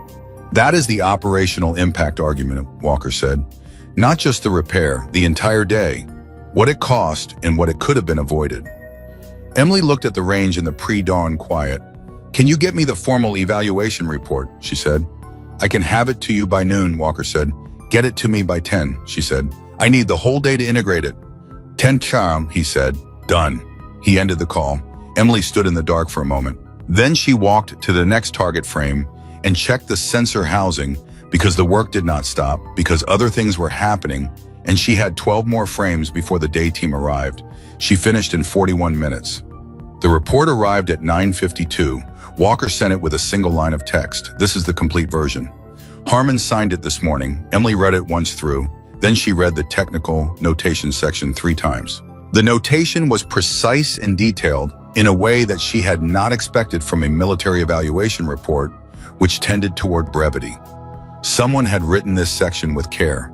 The fault diagnosis methodology, the repair timeline, the shot, the wind correction and its effect on the 1200-meter stage score. All of it documented with the kind of specificity that could only have come from someone who had been standing close enough to observe each step. At the bottom of the technical notation section in the space labeled Reporting Officer, name was Ortega Sergeant Major D. Emily sat back. Ortega had written it.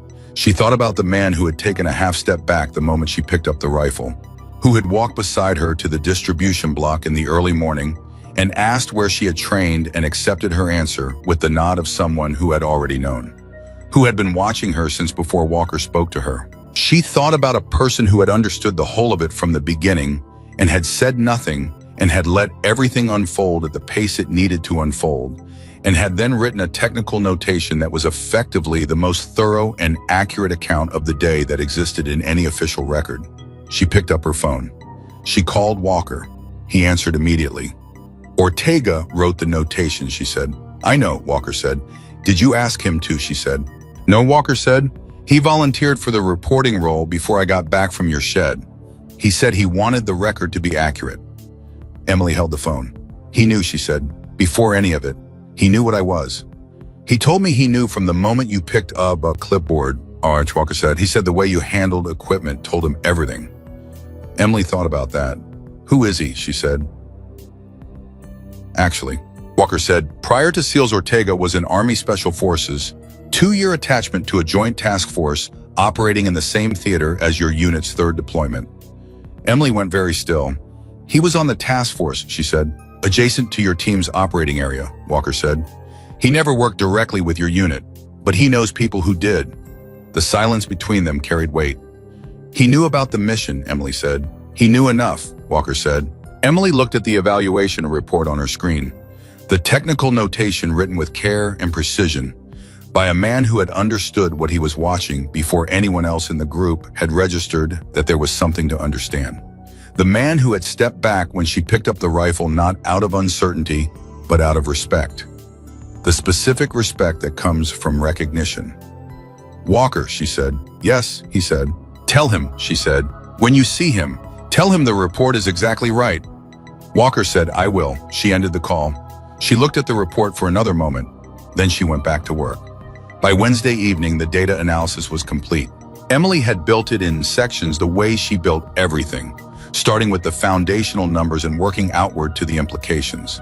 The maintenance logs from before her arrival showed an average of 11 fault events per month across the facility's automated systems, with an average downtime of 4 hours per fault and an average training interruption rate of 32% across all scheduled sessions. After her protocol redesign, the fault rate had dropped to 4 events per month. Average downtime 40 minutes. Training interruption rate 11%. But those were the numbers Reynolds already had. What Emily added was the second layer. She calculated the cost of training interruption in terms of operator preparation impact. She pulled the records of every evaluation session that had been interrupted or modified due to equipment failure before her arrival and compared them against the post-redesign record.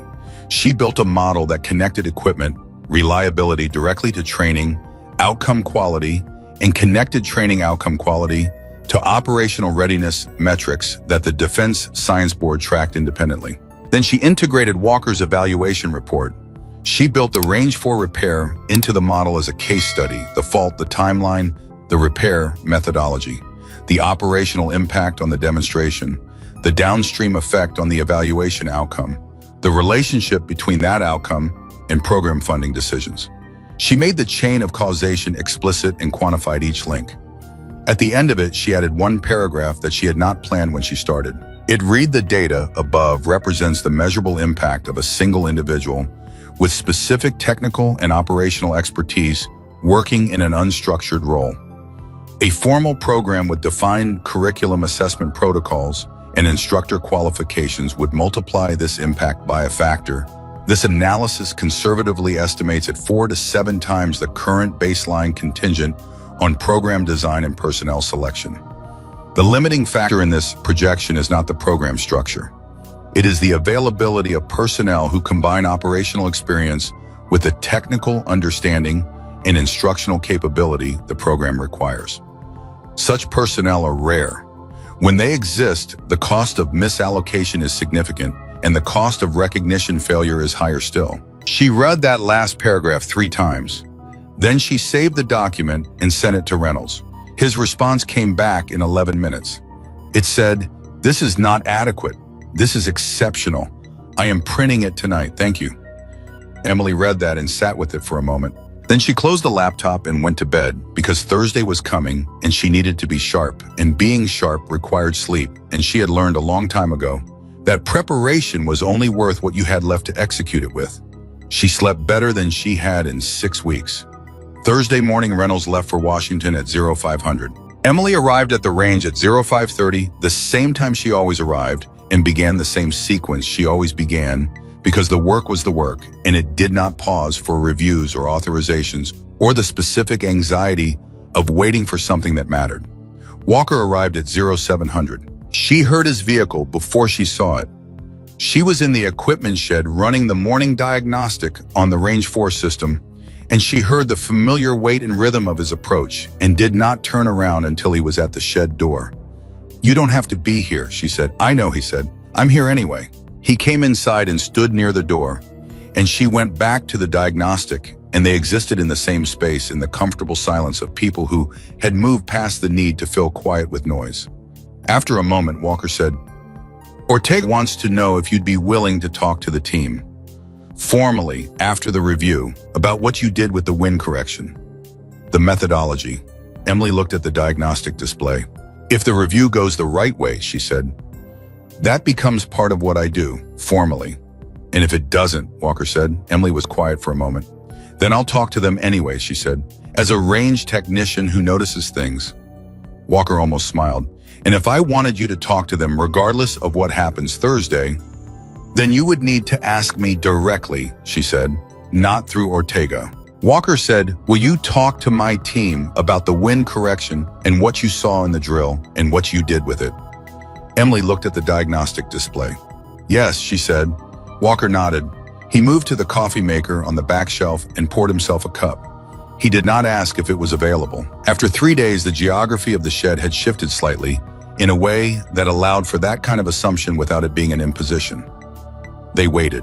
The call came at 12:47. Emily's phone. Reynolds.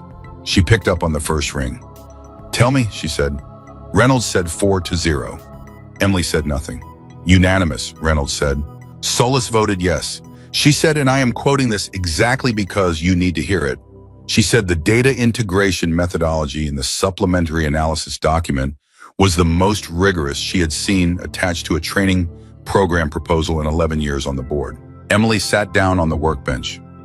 Reynolds said, "The program is authorized, full funding, 18-month implementation timeline. You have authority to design the curriculum, establish the assessment protocols, and select the instructors. Emily pressed her hand flat against the workbench. The wood was solid, real. She could feel the grain of it against her palm. Reynolds, she said. Yes, he said. The 18-month timeline, she said. Is that a target or a ceiling? Reynolds said, why won't I?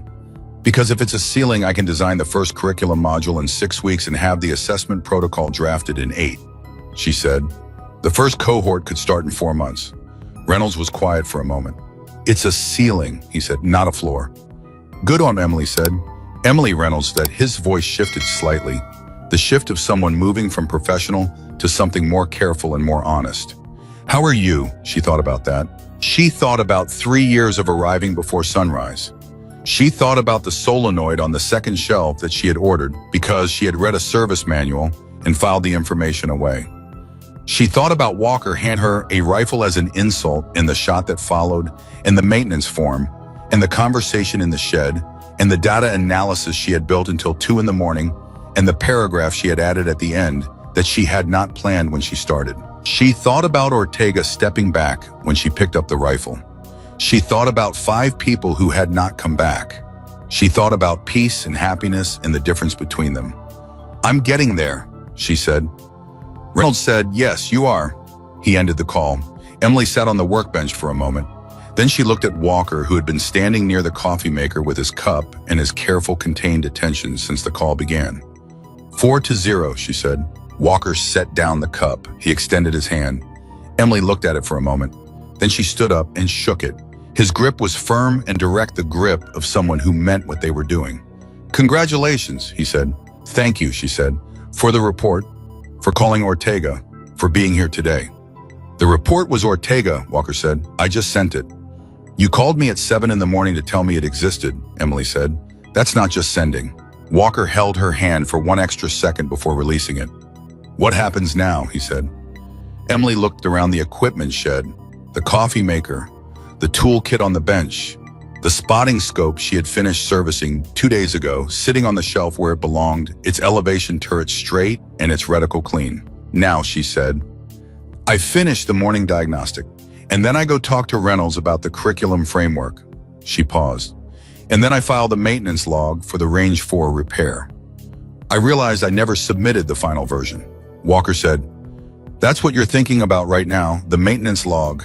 Emily picked up the diagnostic controller. The log is part of the record, she said. The record matters. She paused. Also, Reyes has been waiting on it for 3 days, and it's not fair to make him wait longer just because other things happened. Walker looked at her. You designed a data analysis that secured a unanimous authorization from a 4-member board that has rejected 4 proposals in 2 years, he said. And your first priority is the maintenance log. My first priority, Emily said, is the morning diagnostic. I'm not finished. She went back to the Range 4 display. Walker stood in the equipment shed and watched Emily Carter run a morning diagnostic on the target system she had repaired 3 days ago. In the same methodical, unhurried way, she did everything as if the last 72 hours had been simply one more sequence in the ongoing work of a person who understood that excellence was not an event but a practice. I thought about something Reynolds had said in his office 2 mornings ago. Being elite is not about proving you are better than everyone else. He thought about a woman who had spent 3 years arriving before sunrise, who had read a service manual on a Tuesday night when she could not sleep and ordered a part that would be needed months later, who had caught a wind error from a shed window and delivered the correction through a channel that protected everyone's dignity, who had built a data analysis that Solace had called the most rigorous she had seen in 11 years and had then gone to bed because she understood that preparation was only worth what you had left to execute it with, who was now with a unanimous authorization and an 18-month implementation timeline in hand, finishing a morning diagnostic because she had not finished it yet, and Reyes had been waiting on the maintenance log for 3 days. Walker thought about what kind of person did that. He thought he was beginning to understand. His phone buzzed. Ortega. He looked at the screen. The message said, board voted yes. Walker typed back 4-0. The response came in 4 seconds. It said, knew it. She fixing something right now? Walker looked at Emily. He typed morning diagnostic. Ortega's response. Of course she is. Walker put the phone away. The diagnostic display on the Range 4 system showed green across all 16 positions. Every target responding, every sensor registering, everything holding exactly the way it had been holding since a woman with a clipboard and a thermos of black coffee had diagnosed a fault from 1,000 meters and replaced a solenoid in 3 minutes and 42 seconds, while a SEAL team stood watching, and a SEAL lieutenant slowly rearranged everything he thought he understood about what it meant to be the best person in any given room. Walker picked up his coffee cup. He thought about the first cohort, 4 months out, operators who would arrive at this facility the same way his team had arrived, with the confidence of people who had been trained well and knew it, who would sit across from Emily Carter and look at a range technician and begin the process of understanding that they were looking at something else entirely. He thought about what that first meeting would look like. I thought it would probably look a lot like Tuesday morning. And then he thought about what would be different. On Tuesday morning, there had been no framework for what Emily was. No program, no official role, no authorized position that required anyone to treat her knowledge as knowledge worth receiving. In 4 months there would be. Walker drank his coffee. Carter, he said. Emily kept her eyes on the diagnostic display. When the first cohort comes in, he said, what's the first thing you're going to teach them? Emily was quiet for a moment. Then she said, how to look at what's in front of them instead of what they expect to see. Walker nodded. He stood in the equipment shed and thought that was exactly the right answer. He also thought with a clarity that had been building since Tuesday morning and was now completely settled that whoever those operators were, they were going to be significantly better for having learned it. The diagnostic completed, 16 green lights, all positions responding. Emily lowered the controller and made a notation on her clipboard and set it on the shelf beside the spotting scope. She picked up the maintenance log for the Range 4 repair. She sat down at the small desk in the corner of the shed and uncapped her pen. She wrote the final entry with the same clean, precise strokes she used for everything. Fault identified, component replaced, system restored to full operational status. Repair time 3 minutes 42 seconds. She signed it E. Carter, Range Technician. She looked at that signature for a moment. It would be the last time she signed a log with that title. Starting Monday, Reynolds had said the administrative change would be official. She capped her pen. She stood up. She picked up the log and walked to the range control station, where Reyes was at his station with his headset and his monitoring screens, looking exactly as he always looked, which was like someone who had been awake since approximately 0400 and had not expected his week to include everything his week had included. She set the maintenance log on his desk. Final version, she said. Sorry for the delay. Reyes looked at the log, then he looked at her. Colonel Reynolds called, Reyes said. He told me about the authorization. Yes, Emily said. Reyes said nothing for a moment. Then he said, the fault rate on Range 4, since you redesigned the protocol, 63% reduction. Yes, Emily said. I've been here 6 years, Reyes said. Before you came, we had a standing joke about Range 4. We called it the problem child, because it faulted so often we had a specific shorthand for it in the log. Emily waited. You fixed the problem child, Reyes said. And then you fixed the problem with the problem child that happened anyway. And then you built the case that got the program authorized. He paused. I just want to say that I am aware of all of that. Even if I'm the duty officer and you're the technician, and there's no particular framework that requires me to say so. Emily looked at him. Thank you, Reyes, she said. Yes, ma'am, he said. He turned back to his screens. Emily walked back toward the equipment shed. The morning was fully established now, the light sharpened direct, and the heat beginning its patient accumulation. The range was quiet, no teams today, just the automated systems running their test cycles and the gravel and the tree line and the specific quality of a space that held the memory of everything that had ever happened in it. She thought about Tuesday. She thought about the sound of 3 black SUVs coming through the gate and 12 men who moved like people who knew exactly what they were capable of.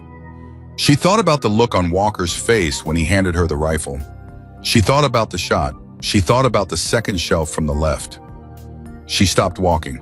She stood in the middle of the gravel and looked at the equipment shed and thought about 3 years of mornings that had led to this one, and about the 5 people who had not come back from the place she would not name, and about what it meant that she was still here and still moving and still arriving before sunrise with a thermos and a clipboard and the undiminished ability to see exactly what was in front of her.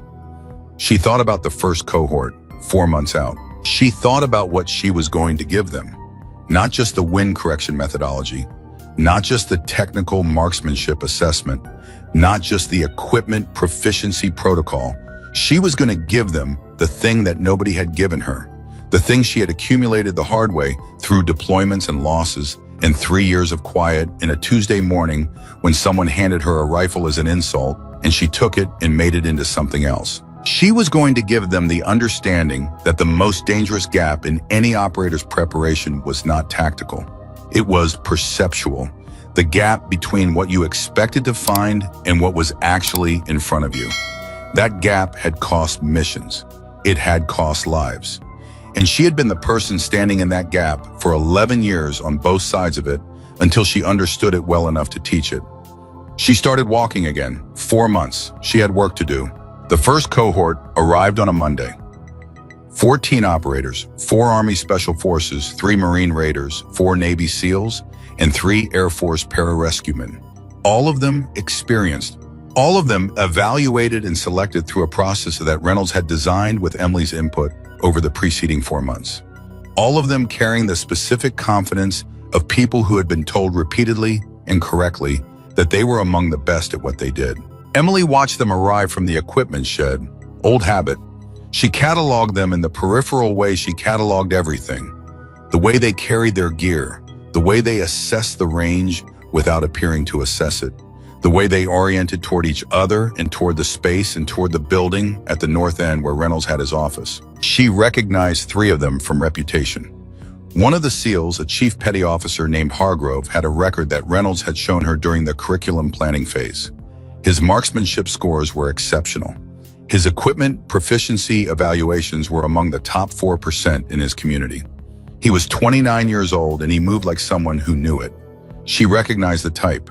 She had been looking at that type from the other side of it for 3 years. She let them get settled. Reynolds ran the administrative intake. The program coordinator, a former Marine named Delgado, who Emily had hired 6 weeks ago, specifically because he had the organizational precision of a person who understood that the infrastructure of a program was as important as its content, walked them through the facility orientation. Emily was not present for any of that. She was finishing the morning's diagnostic on the automated target systems, the same one she had been running every morning for 3 years because the diagnostic needed doing, and she was the person who knew how to do it, and the fact that her title had changed did not change what the equipment required. At 0900, she walked into the briefing room. 14 operators sat in 4 rows. They had the attentive, evaluative quality of people who were accustomed to receiving instruction, but who were also in some quiet portion of their attention assessing the person who was about to deliver it. Emily set her clipboard on the table at the front of the room. She looked at them for a moment without speaking. Then she said, "I'm going to tell you something in the first 30 seconds of this program that most of you will not fully believe until somewhere in week 3. I'm telling you now so that when week 3 arrives and you understand it, you can trace it back to this moment." Nobody moved.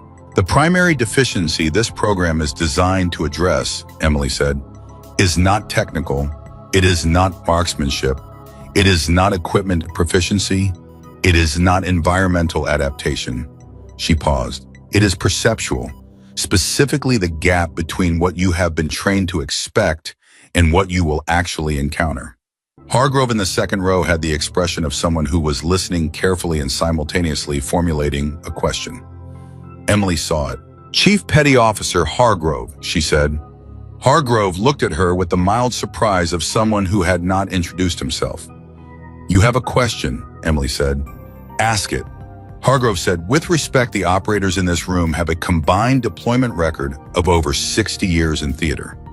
We have encountered most of what there is to encounter. What specifically is the perceptual gap you're describing?" Emily said. "When did you decide I was the instructor?" Hargrove blinked. "When you walked in." "Why?" Emily said. "You walked to the front of the room," he said. "You put your clipboard on the table." "Before that," Emily said, "when you saw me walking across the compound toward this building, what did you think I was?" A pause. Hargrove said, "Staff." "What kind of staff?" Emily said. Another pause. Smaller this time. "Administrative," he said. Emily looked at the room. "How many of you?" she said. When you saw me cross the compound this morning, assumed administrative silence. Then slowly 7 hands went up. Then 3 more, 10 out of 14.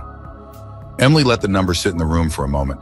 The perceptual gap, she said, is the distance between what your pattern recognition tells you to expect and what is actually in front of you. You have all been trained correctly and extensively to make rapid assessments. That training has saved your lives. It has also built into your cognition a set of filters that operate below conscious awareness and that under certain conditions cause you to misread your environment in ways that have consequences. She paused. I'm going to spend the next 6 weeks teaching you to identify those filters, to catch them in operation, and to verify what you are seeing before you act on what you expect to see. She looked at Hargrove. To answer your original question, the gap I'm describing is not something you encounter in a firefight. It is something you carry into a firefight, and the first step in addressing it is acknowledging that it exists. Hargrove held her gaze for a moment, then he lowered his hand. The room was very quiet. Emily picked up her clipboard. We start outside, she said, leave your gear. Walker arrived at the facility at 1000 hours. Reynolds had called him 2 weeks earlier and asked if he would be willing to participate in an observation session during the first week of the program. Not as an instructor, as a reference point. Reynolds had been deliberately vague about what that meant, and Walker had said yes without pushing for clarification, because he had learned over the preceding 4 months that Reynolds' vagueness was almost always intentional and almost always served a purpose that became clear at the appropriate moment. He found the cohort on Range 2. Emily had them spread out across the range in a configuration that Walker did not immediately recognize as any standard training formation. They were in pairs, one person facing downrange and one person facing away from it, and Emily was moving between the pairs with her clipboard, stopping at each one and speaking quietly before moving to the next. Ortega was standing at the edge of the range watching. Walker went and stood beside him. What's the exercise? Walker said quietly. Ortega said the person facing downrange identifies a target characteristic, calls it to their partner. The partner facing away has to reconstruct the target picture from the description alone and estimate the shot parameters. Walker watched. It's a communication accuracy drill, he said. Partly, Ortega said. Watch what she does when the description is wrong. Walker watched. Emily stopped beside a pair in the 3rd row. She listened to the facing down range operator describe what he was seeing. She said something. The operator said something back. Emily shook her head, not sharply, just a small, definitive movement of someone correcting something specific. She said something again, pointed in a direction Walker could not see from his angle, and waited. The operator looked. His posture changed. He spoke again. Emily nodded and moved to the next pair. What did she correct? Walker said. He was describing what he assumed he was seeing, Ortega said. She made him describe what he was actually seeing. The difference was about 18 inches in his target picture. Walker watched Emily move to the next pair. She's been doing this for 3 hours, Ortega said. Same pattern every time. She listens for the moment when assumption replaces observation, catches it, corrects it, moves on. How are they taking it? Walker said. Hargrove pushed back hard in the first hour, Ortega said. 60 combined years of deployment experience, etc. She let him finish, and then she said very quietly that she had not asked him what he had experienced. She had asked him what he was seeing right now in front of him. Walker said, "How did that land?" He went quiet for about 10 seconds, Ortega said. And then he said, "Yes, ma'am," and went back to the exercise. Ortega paused. I have never heard Hargrove say yes, ma'am, to anyone in 3 years. Walker watched Emily stop at the next pair. He watched her listen. He watched her ask a question.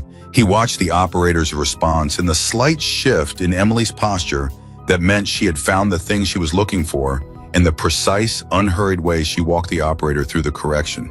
He thought about the maintenance form.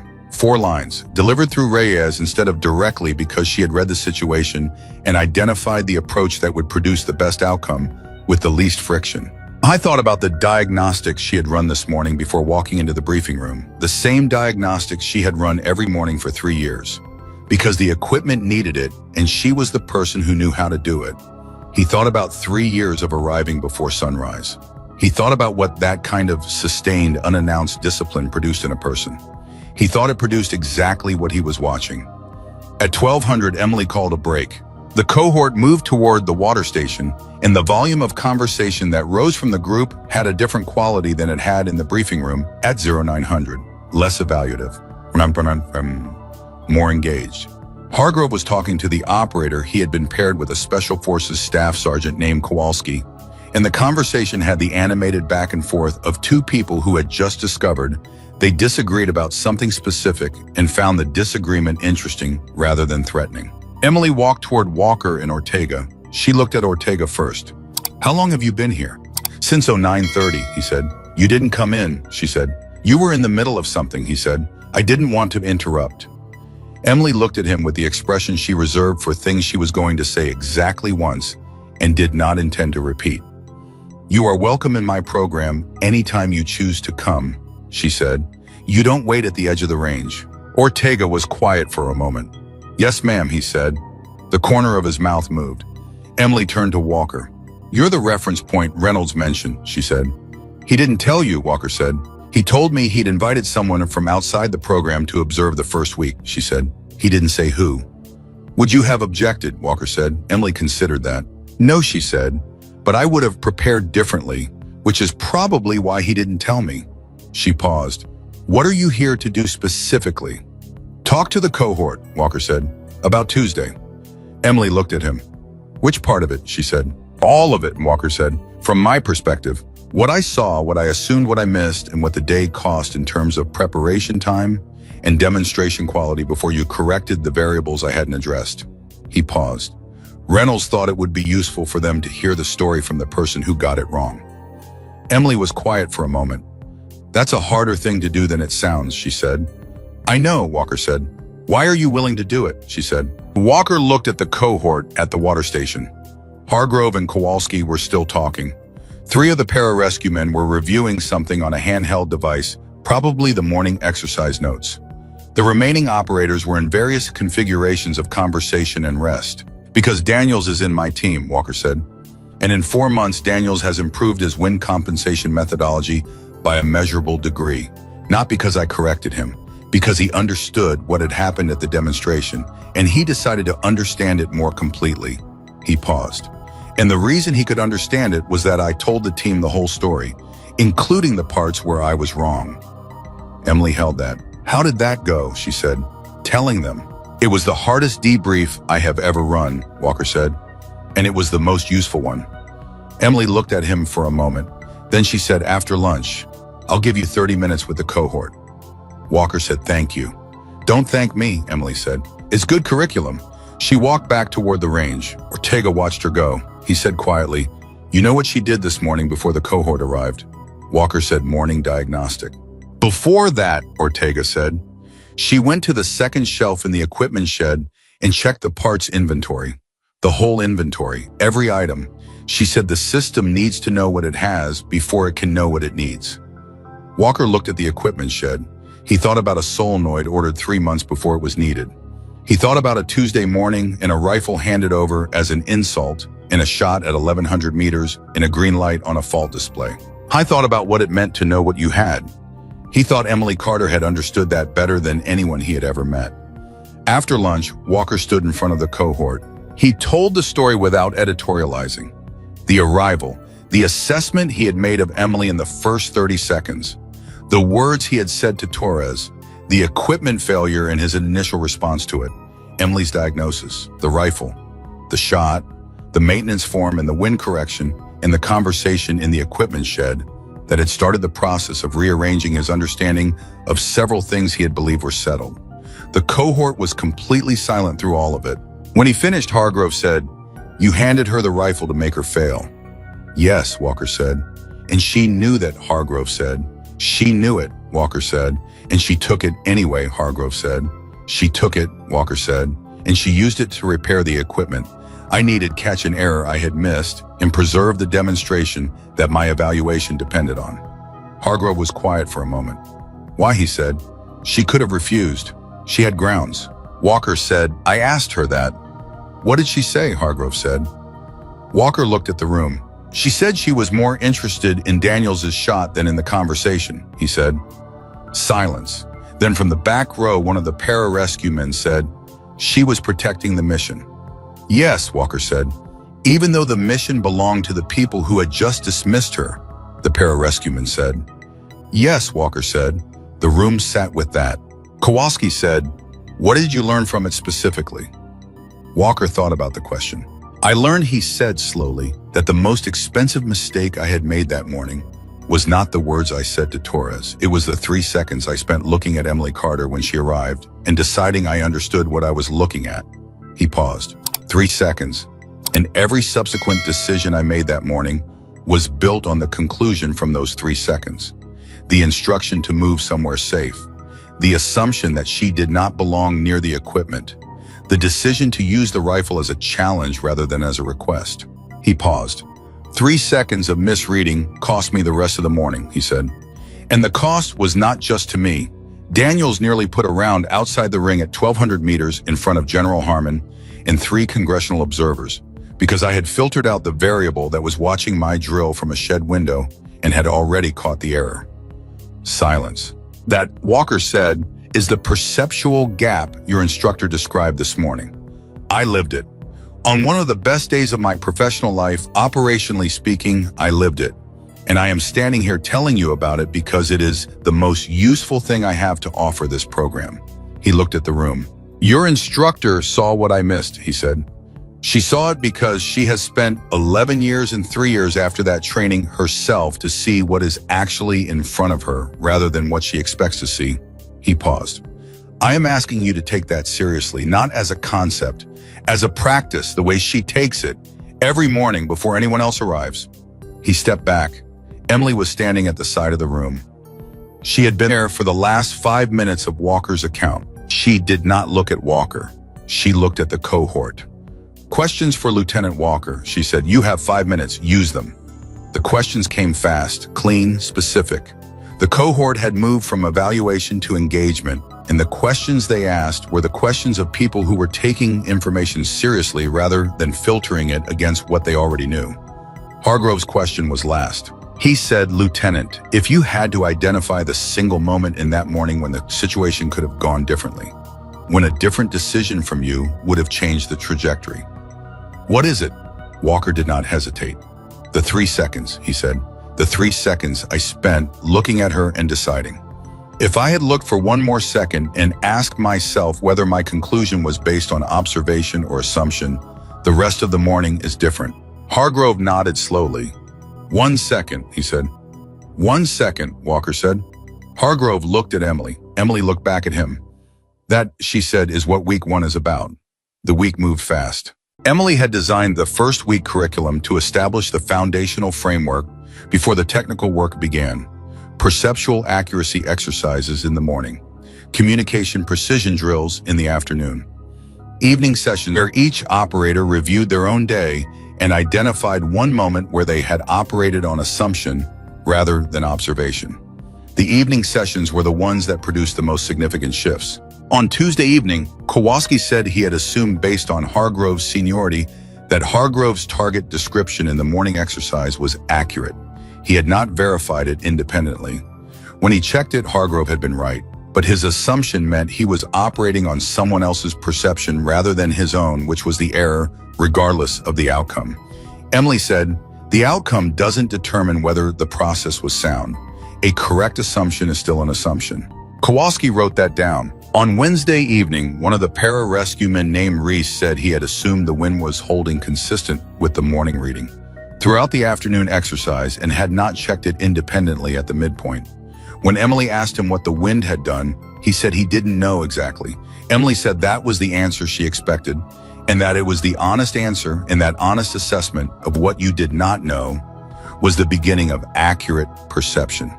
Reese wrote that down. On Thursday evenings, Hargrove said he had assumed when Emily corrected him in the first hour of the program that the correction was about his description technique. He had not considered that it was about his perception methodology. By Wednesday afternoon, he understood the distinction. He wanted to say that out loud because he thought it mattered to say out loud. Emily looked at him for a moment. Then she said, "It does matter. Thank you." Hargrove nodded. He said, "I owe you an apology from Monday morning. Emily said, "You asked a legitimate question and I gave you an honest answer." "I asked it as a challenge," Hargrove said, "with 60 combined years as a credential. I was doing exactly what you're teaching us not to do, using what I expected to see instead of looking at what was in front of me." Emily was quiet for a moment. "Yes," she said, "you were." "I'd have been Walker on Tuesday if I'd been there," Hargrove said. "Probably," Emily said. "Most people would have been." "Were you angry?" Hargrove said, "when he handed you the rifle?" Emily looked at him. "I was focused," she said. "The equipment needed fixing. Everything else was secondary." Hargrove said, "That's the part I'm trying to get to, where the personal reaction doesn't compete with the mission read." "It's not about suppressing the reaction," Emily said. "It's about the sequence. Mission first, not instead of everything else. The reaction has its place. It just has a different priority order." "How do you maintain that under pressure?" Hargrove said. "When the insult is direct and the stakes are high and everything in you wants to respond to the person instead of the problem." Emily thought about on the last mission, about the moment when the situation had come apart and she had been the only one who could see clearly enough to make the decisions that needed making. About what it had cost to stay focused when staying focused meant ignoring things that demanded to be felt. About the 5 people, about the one who came back different. "Practice," she said, "the same practice as everything else. You do it when the stakes are low enough to survive getting it wrong. You build the muscle, and then when the stakes are high, the muscle carries you." She looked at the room. "That is what this program is," she said. "Low-stakes practice of a skill that will matter when the stakes are the highest they will ever be." She paused, treated accordingly. The room was quiet. Friday arrived the way the end of a significant week always arrived, with the particular quality of a threshold crossed. The cohort gathered for the final session, and Emily ran them through a review of the week's core concepts. Not a recitation, a genuine review where she asked questions and listened to the answers and pushed back where the understanding was incomplete and confirmed where it was sound. When the review was complete, she looked at the room for a long moment. "1 week," she said, "you are going to spend the next 5 weeks building on what we established this week. The technical work starts Monday. Marksmanship, equipment proficiency, environmental adaptation." She paused. "But everything you learn in the next 5 weeks will be filtered through what you learn this week. That is by design." She looked at Hargrove. "The most accurate shot in the world is only as good as the perception that identifies the target." Hargrove said, "Yes, ma'am." The room echoed it. Walker was back at the range at the end of the day. He had returned Thursday evening, and Emily had known he was there from the sound of his footsteps crossing the gravel, and she had finished what she was doing before she acknowledged him, which was the same thing she had always done and which he had stopped, finding surprising somewhere in the second week of the program planning phase. He was standing at the edge of the range when the cohort dismissed. He watched them go. Hargrove passed within 10 feet of him. The chief petty officer looked at Walker with an expression that was different from Monday's. The evaluative quality was still there, but the layer beneath it was different, less assumed, more open. Hargrove stopped. He said, "The 3 seconds." Walker said, "Yes." Hargrove said, "I've been running it all week. Every time I make an assessment, catching myself at the 3-second mark and asking whether I'm observing or assuming." Walker said, "How's it going?" Hargrove said, "I'm wrong more than I thought." Walker said, "Yes, you will be, for a while." Hargrove said, Walker said, "Still catching myself? Probably always will." Hargrove looked at the equipment shed. He said, "She's still running the morning diagnostic." "Every morning," Walker said. "Even now," Hargrove said, "with the program, with the curriculum, with everything she's managing." "Every morning," Walker said. Well, Hargrove was quiet for a moment. "Why?" he said. Walker said, "Because the equipment needs it, and she's the person who knows how to do it." Hargrove absorbed that. He said, "That's the answer, isn't it? That's the whole thing." Walker looked at him. "What do you mean?" Walker said. Hargrove said, "She doesn't stop doing the work because she got the program. She doesn't stop doing the work because she proved the point. She just keeps doing the work because the work is what needs doing." He paused. "That's what elite actually looks like." Walker held that. He thought it was the most accurate thing anyone had said all week. He said, "Yes, that's it exactly." Hargrove nodded once. He walked toward the parking area. Walker stood at the edge of the range and looked at the equipment shed. The light inside was on. Emily was at the back workbench working on something moving. with the same efficiency that had characterized every action he had observed her take over the past 4 months. The diagnostic controller was on the shelf. The maintenance log was on the desk. The spotting scope she had serviced was on the second shelf alongside the organized inventory of parts that she had checked every morning before the program began. Reynolds came to stand beside him.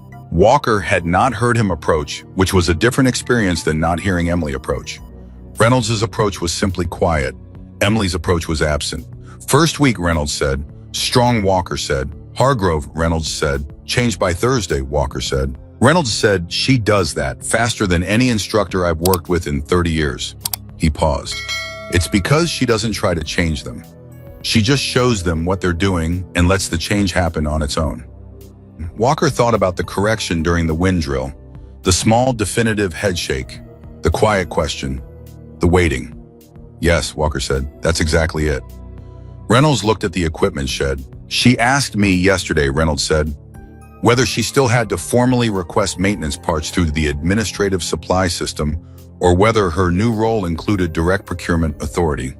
Walker said, "What did you tell her?" "I told her the role includes direct procurement," Reynolds said. "She said good because she had already identified 3 components across the facility that were going to need replacement in the next 60 days, and she wanted to order them before the failure developed." Walker closed his eyes for 1 second. He thought about a solenoid on a second shelf. He thought about a Tuesday morning that had rearranged everything. He thought about 3 years of arriving before sunrise. "Sir," Walker said. "Can I ask you something?" Reynolds said, "Yes." "When she called you," Walker said, 8 months after she separated, when she asked if you had anything at the facility that needed doing." Reynolds waited. "Did you know then," Walker said, "that it would lead here?" Reynolds was quiet for a long moment. "I knew," Reynolds said, "that Emily Carter was going to be exactly what she was, regardless of what role she was in. And I knew that what she was would eventually find its proper expression." He paused. "I did not know the specific shape of it. I did not know it would take 3 years. I did not know it would require a Tuesday morning and a rifle and a wind drift and a unanimous board vote." He paused. "But I knew she would find her way to it, because that is who she is." Walker looked at the equipment shed. He thought about the word Reynolds had used, proper expression. I thought about a person who had spent 3 years expressing herself through maintenance logs and fault diagnostics in a parts inventory that anticipated failures before they developed, and who had carried the whole of what she was through those 3 years without diminishment, and who had stepped into a briefing room on a Monday morning and given 14 experienced operators a first-week curriculum that had changed at least one of them by Thursday. I thought about what Reynolds had said 4 months ago. Being elite is not about proving you are better than everyone else. It is about becoming someone others can trust. I thought about the 14 operators who would return next week and every week after that, carrying what this week had begun in them into training and into deployments and into the moments that mattered most, where the difference between what they expected to see and what was actually in front of them would determine outcomes that could not be undone. He thought about Daniels hitting center ring at 1,200 meters. He thought about a wind correction on a 4-line maintenance form. I thought about the shot at 1,100 meters that nobody who witnessed it would forget. He thought about a woman who had arrived before sunrise this morning and run the diagnostic before the cohort arrived and would arrive before sunrise tomorrow and the morning after that because the equipment needed it and she was the person who knew how to do it. And that was not a lesser thing than what she did in the briefing room and never had been. Inside the equipment shed, Emily Carter closed the maintenance log, capped her pen, and set both on the shelf. She looked at the parts inventory. Organized. Complete. 3 items flagged for preemptive replacement before failure. She looked at the diagnostic display. 16 green lights, every target responding, everything holding. She looked at the curriculum notes for Monday's first technical session. Marked, annotated, revised twice already from what she had observed this week. She thought about the 5 people who had not come back. She thought about them the way she thought about them every day. Not with the acute pain of the early years, but with the settled weight of something carried so long, it had become part of the way she stood. She thought about what they would have made of this week. She thought about what Marcus would have said about Hargrove's question on Thursday evening. She thought about what Reyes, not the duty officer, but the man she had trained beside for 6 years, would have thought about the perceptual accuracy exercise. She thought they would have said it was good work. She thought they would have been right. She picked up her jacket and turned off the shed light. She walked out into the evening. Walker and Reynolds were at the edge of the range. She saw them and walked toward them and stopped when she reached them, the three of them standing in the space where the day was finishing itself off in the particular way that days finished at ranges, with the fading heat in the gravel and the tree line going dark at its edges. Reynolds said, "Good week." Emily said, "First week of a long program." Reynolds said, "Yes, but a good first week." Emily looked at the range. She thought about Monday morning. 14 operators in 4 rows. The evaluative quality in the room. Hargrove's challenge delivered with 60 combined years as a credential in the specific quality of the silence after she had answered it. She thought about Thursday evening, Hargrove saying it out loud, that he owed her an apology, that he would have been Walker on Tuesday if he had been there. She thought about 1 second. She thought about the work. Walker said, "Hargrove told me he's been running the 3-second check in all week, every assessment, catching himself at the assumption point." Emily said, "I know, I've been watching him do it." Walker said, "Is it taking?" Emily said, "Ask me in 5 weeks." She paused. "But yes," she said, "it's taking." Reynolds said, "I'll see you Monday." He walked toward the administration building, the way he always left, without ceremony, without announcement, simply moving toward the next thing that needed his attention. Walker stood with Emily for a moment. He said, "You'll be here tomorrow." "Yes," she said. "Saturday," he said. "The diagnostic needs running," she said. He looked at her. She looked back at him with the expression that was not quite a smile and not quite not one. "Walker," she said. "Yes," he said. "You did a good thing this week," she said. "Standing in front of that room and telling the story the way you told it, without protection, without revision." She paused. "That took something." Walker said, "You told me the hardest debrief is the most useful one." "I told you that," she said. "You told me something close to it," he said. "In the equipment shed, the first day." Emily thought back. "I told you it was easier to be underestimated," she said. "That I had made a discipline of accepting the insult in order to reach the outcome." "Yes," Walker said. "And you said it was a form of hiding, and that you were done with it." Emily was quiet for a moment. "I did say that," she said. She looked at the range. The green lights on the diagnostic display visible through the shed window. The target frames in their positions at the far end ready for Monday. "I meant it," she said. Walker said, "I know." He turned and walked toward the parking area. Emily stood at the edge of the range for a moment longer. She thought about Tuesday morning 4 months ago. The sound of 3 black SUVs coming through the gate. The clipboard in her right hand and the thermos under her arm. The 14 paper targets that had needed replacing before the day could begin. She thought about the rifle in her hands and the stillness that came over her when it settled there in the shot, in the green light, and the quiet that followed.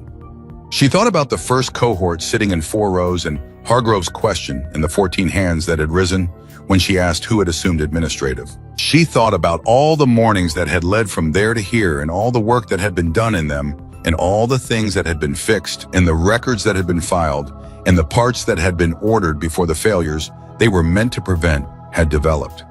She thought about the 5 people. She thought about what she was carrying forward from them. Not the grief. The grief had its own space and she had made peace with the size of it. What she carried forward was what they had given her. The training and the trust and the 11 years of practice that had made her exactly the person who could see what was in front of her instead of what she expected to see. She was going to give that to 14 operators who would give it to the operators they trained alongside, and those operators would carry it into deployments and into the moments that mattered most, and the chain would extend forward in a direction she could not fully see from where she was standing. That was enough. That was more than enough. Emily Carter turned and walked back toward the equipment shed because the parts for Monday's pre-session check needed, staging, and the curriculum notes needed, one more review, and the diagnostic controller needed to be charged overnight. The work was the work, and she was the person who knew how to do it. That had always been true, whether anyone was watching or not, and it would remain true long after the people who had finally noticed had gone on to the next thing their lives required of them. Some people announced their arrival. Emily Carter had always just shown up and gotten to work, and everything that mattered had followed from that exactly as it always does, For the people who understand that the most powerful thing a person can be is simply completely and without apology exactly who they are.